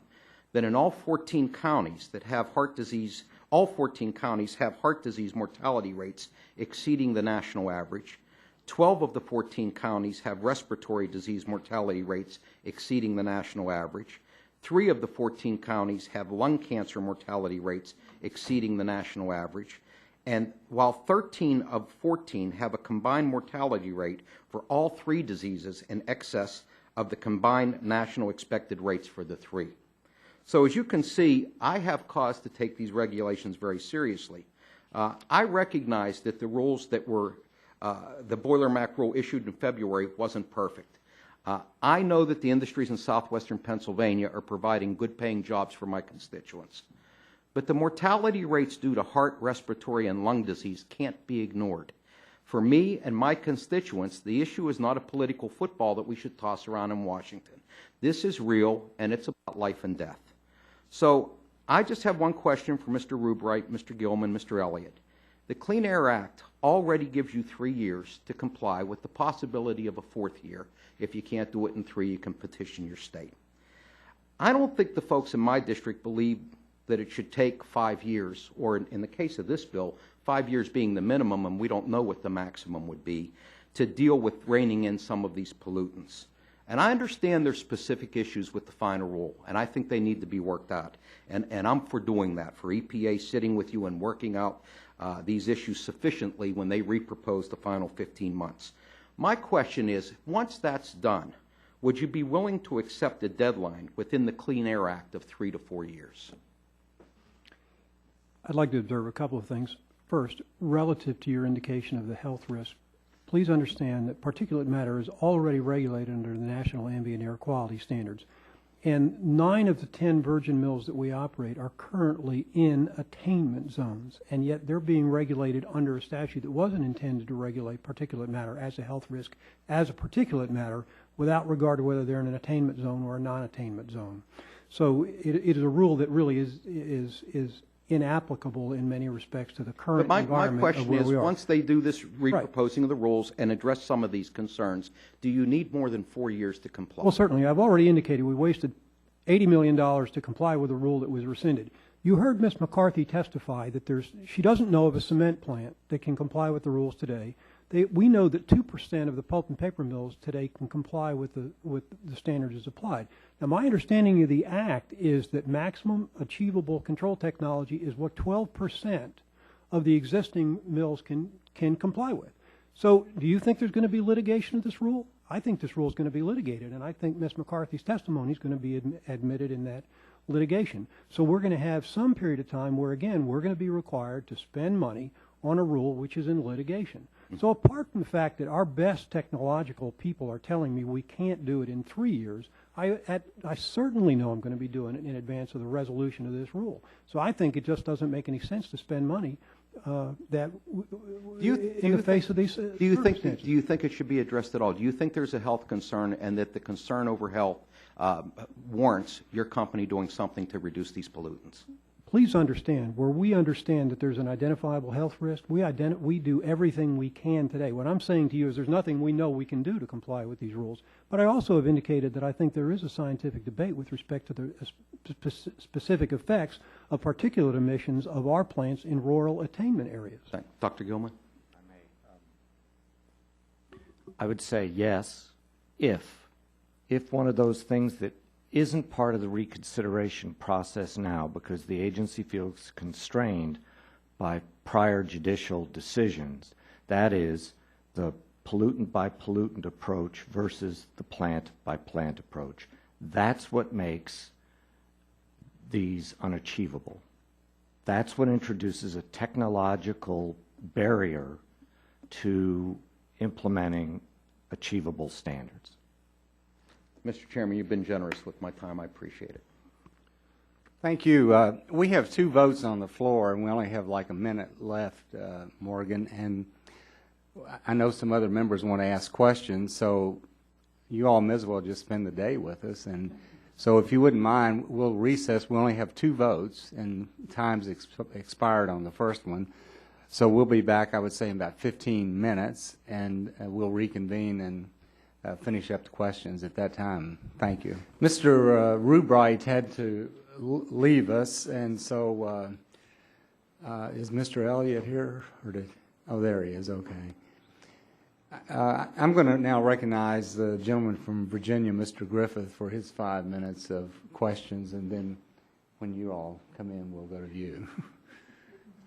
Thank you all very much for your patience with us. Sometimes we have to run off and cast votes, and I appreciate you all waiting. Do want to say that this is important legislation. Both pieces are extremely important to my district. I don't want to underestimate it, but I also have to point out that in the hearings that we had earlier this year and the hearings that we have now, we have had testimony from people who employ folks in Giles County. Thank you, Mr. Elliott, as the largest employer in that county, which is in the 9th District of Virginia, which I'm very proud to represent. We've had testimony from Titan America, which is Roanoke Cement facility, employs people who live in the 9th District of Virginia. We've had testimony from Midwest Vaco at their Covington facility, which employs people in the 9th District of Virginia. And we had testimony earlier today from Mr. Rubright of Rock 10, which employs people in the Martinsville area, which include people in the 9th District of Virginia. So when folks say to me, you know, why do you get worked up about this and why do you charge in on some of these things, all I can say is that a lot of these folks didn't actually come from the 9th District of Virginia, but they represent jobs in the 9th District of Virginia, and they represent people who work there and people who are in the areas where we have double-digit unemployment. And, you know, I came off this break doing the Labor Day parade in Covington, which is sponsored by the union there. And last year they had the parade route lined with signs about fixing Boiler Mac. So amongst all the political signs were, you know, we've got to fix Boiler Mac. And so I am trying to do what my constituents want and what I think my constituents need in order to create jobs, not only in the United States of America, but in particular in the 9th District of Virginia. And I think that that's what the Boiler Mac bill does. That's what the Cement Mac bill that we have before us today for testimony. So, you know, I understand all of us want to be careful on the health side of it. But when you face extensive unemployment in the regions that I've just mentioned and already have had announced lost jobs from other rules of the EPA in Giles County in particular and in Russell County within the 9th District of Virginia within the last 2 or 3 months, these are serious matters. And so I would ask you, Mr. Elliott, in regard to jobs, if you don't have the 5 years to comply, and you touched on it in your statement some, about the fact that you don't have a big enough gas line to flip over to natural gas, and you have a big river beside your facility as well. Exactly, you know, do you need the 5 years, or is there a significant potential that those jobs, because of cost, may go elsewhere? Well, I think all business management is tasked with continuous evaluation of options. You know, what are the best cases for growing and protecting our business? So we always look at alternatives, whether that's alternatives for our facilities in the U.S. or throughout the world. We like to focus on timelines. I know that's important, but that is a part of the issue here. There's a lot of testimony about flexibility around fuel source. At least I talked about the unknown questions still or answers with respect to fuel sourcing, fuel variability. That's very specific to coal. So we're operating several coal-fired boilers today. So we want to resolve whether we can sort out whether we can use certain coals to meet certain standards. So that's going to take some time. So happy to get into the specifics once we hear back from the EPA exactly how we'll resolve that. That then sets the stage one way or the other, whether we then have to look at Plan B. Plan B might be installation of natural gas boilers. That's yet another exercise, another engineering effort to then go into the work that would require a 30-odd mile natural gas line through the mountains of Virginia, ultimately. So that's another phase of work that requires engineering, requires estimates and timing and right-of-ways and factors in as well. Then we get to the ultimate question, which I think is where you're going, Mr. Griffith, and that's then what do you do? And really depends on the certainty around those choices, the costs and capital associated with those, the resulting operating costs of those decisions. And my time is running out, so let me cut to the chase. Yeah. If you only get the 3 years, is it not true that you are more likely to have to make a decision to reduce jobs in Giles County than if you have the 5 years proposed in the bill? Yeah, I'm not sure we could address the regulation as written within the time. As written, right. you might have no choice but to move those jobs somewhere else, no matter the long-standing commitment to Giles County, which exceeds, what, 79 years? Right, or significantly scale back operations, change operations, look at a footprint alteration. All right. Lots of open questions. Thank you, Mr. Chairman. I yield back. This time I'll recognize Mr. Olson from Texas for 5 minutes. I thank the chairman, and I've just got a couple of questions I'd just like to pose to all the panelists. And a lot of this was targeted at Mr. Rubright, and unfortunately he had to leave. But I have some concerns. Again, thank you guys for coming. Just to let you guys know where I'm coming from. My dad spent his entire working career in the forest and paper industry. So I've seen, I know as Mr. Rubright said, that the industry's gone through some, quote unquote, in his testimony, trying economic times, and I've seen that firsthand. My father worked, again, he worked for a large paper company, Champion Papers. They had a mill there on the Houston Ship Channel. He worked there for the longest part of his career at any one place, over a decade, and that facility no longer exists because it couldn't compete in the global market. Lots of reasons for that. But again, when I see the fact that they've lost thousands of jobs, they have this just blank spot there along the Houston Ship Channel that's not being used to create jobs and turn our economy around, I get concerned. I get concerned that some of the regulations and that this administration pushing this Environmental Protection Agency, they're hurting our economy right here and inhibiting the growth, the job creation that we're seeking to have. My question for all of you guys is this, are there any boilers in your facilities that, in your experience, that are capable of complying with the Boiler Max standard issued by EPA in March of 2011? Anybody out there can hit the target right now? And I'll start at the end, Mr. Elliott. Well, I think it was acknowledged earlier, Mr. Green asked the question. In some cases, we were actually identified by the EPA as having some of the top performing units around that help set some of the regulatory standards for hydrochloric acid and mercury. However, even our best performing boilers can't meet both simultaneously. And that raises fuel type and coal. And that was Mr. Green's point. Like, right. You guys are the best performers, and yet you can't hit the standards. Yeah, simultaneously and concurrently. Yes, That's the question. Dr. Valberg? I would concede any time to the actual people who run the facilities. Well said. I do that a lot of times myself. Mr. Schaefer. I think you're addressing the question to companies that are operating boilers, so I'll... Well, just your experience in the industry. I mean, you're obviously an expert witness. You're here testifying before this committee. So are you aware of any boiler out there that can comply with the standards right now?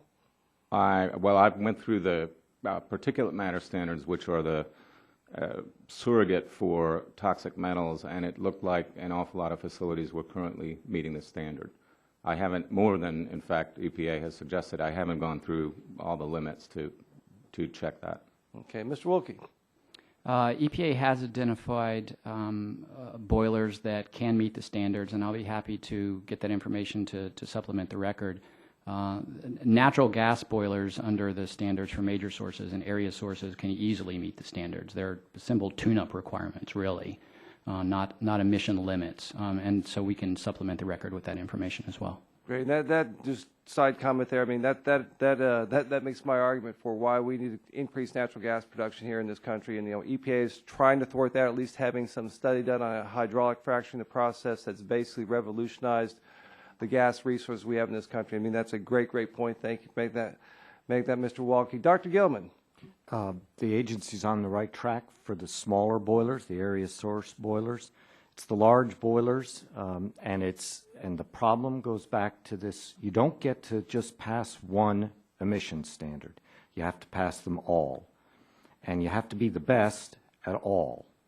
And none of our facilities, if we put in the best technology available today, I can't guarantee to my management that we will meet the standard.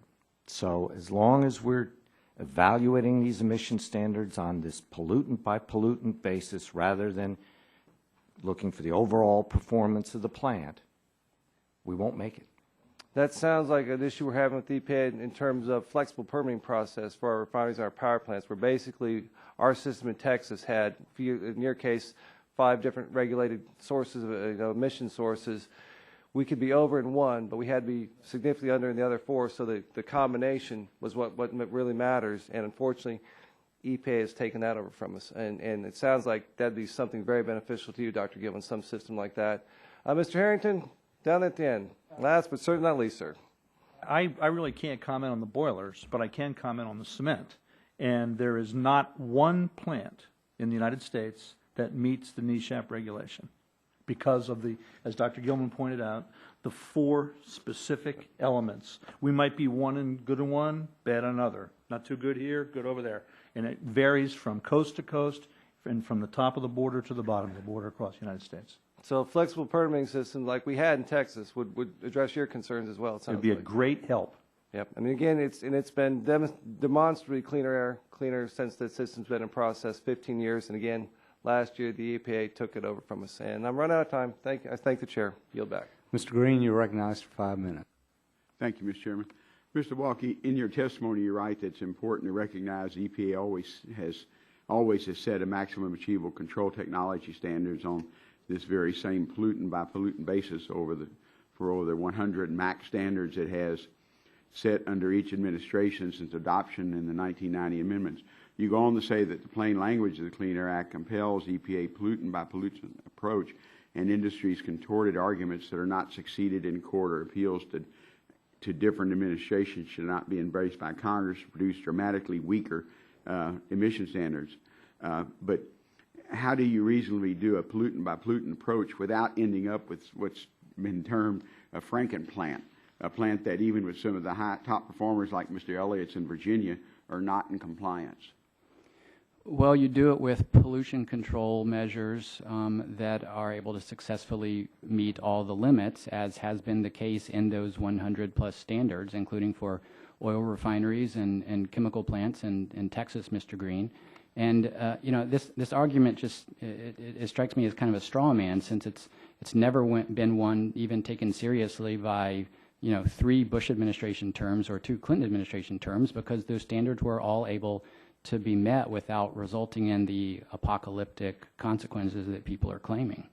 Well, some of your colleagues on the panel talk about they cannot design, install, and commission emissions controls on their existing coal-fired boilers within 3 years. They claim that's particularly true because third-party resources with expertise to design and install these controls will be in high demand as multiple boiler rules are being implemented in a short-term period of time by both the industry and electric utility industries. Do you share that concern?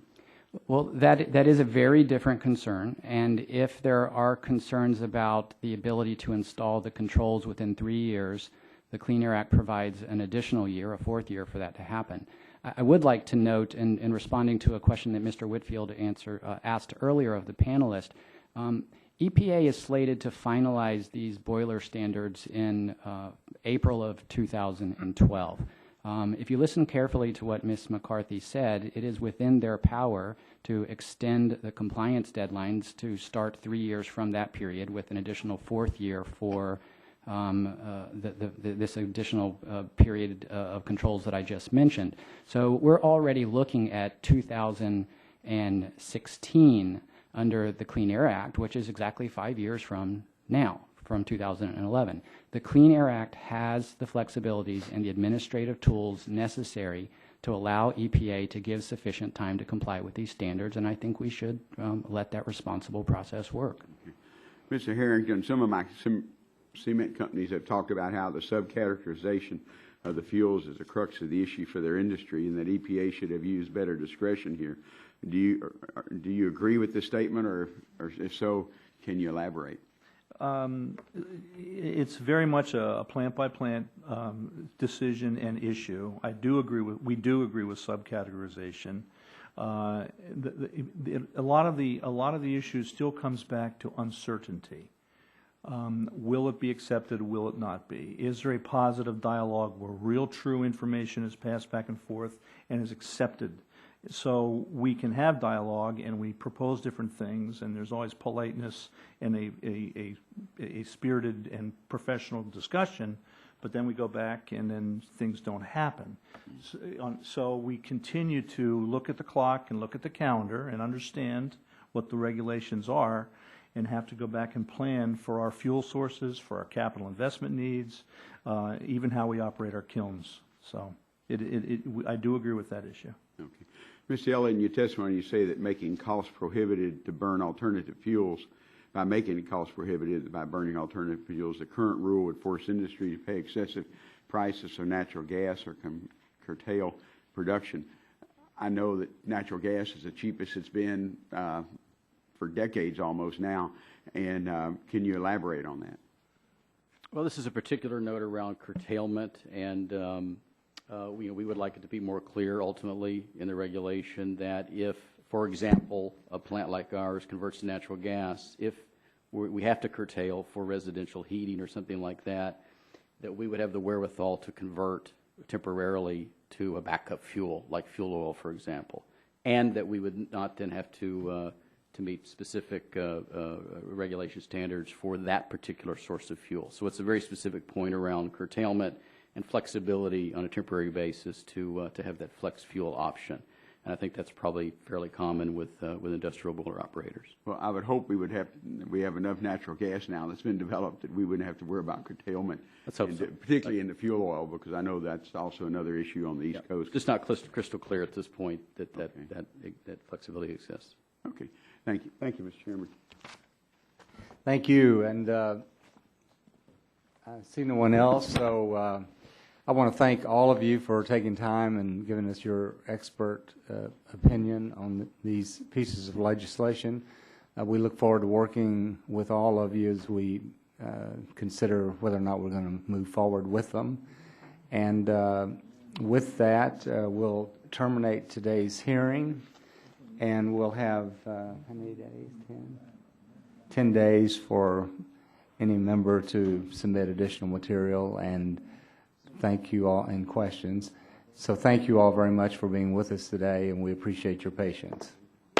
Thank you.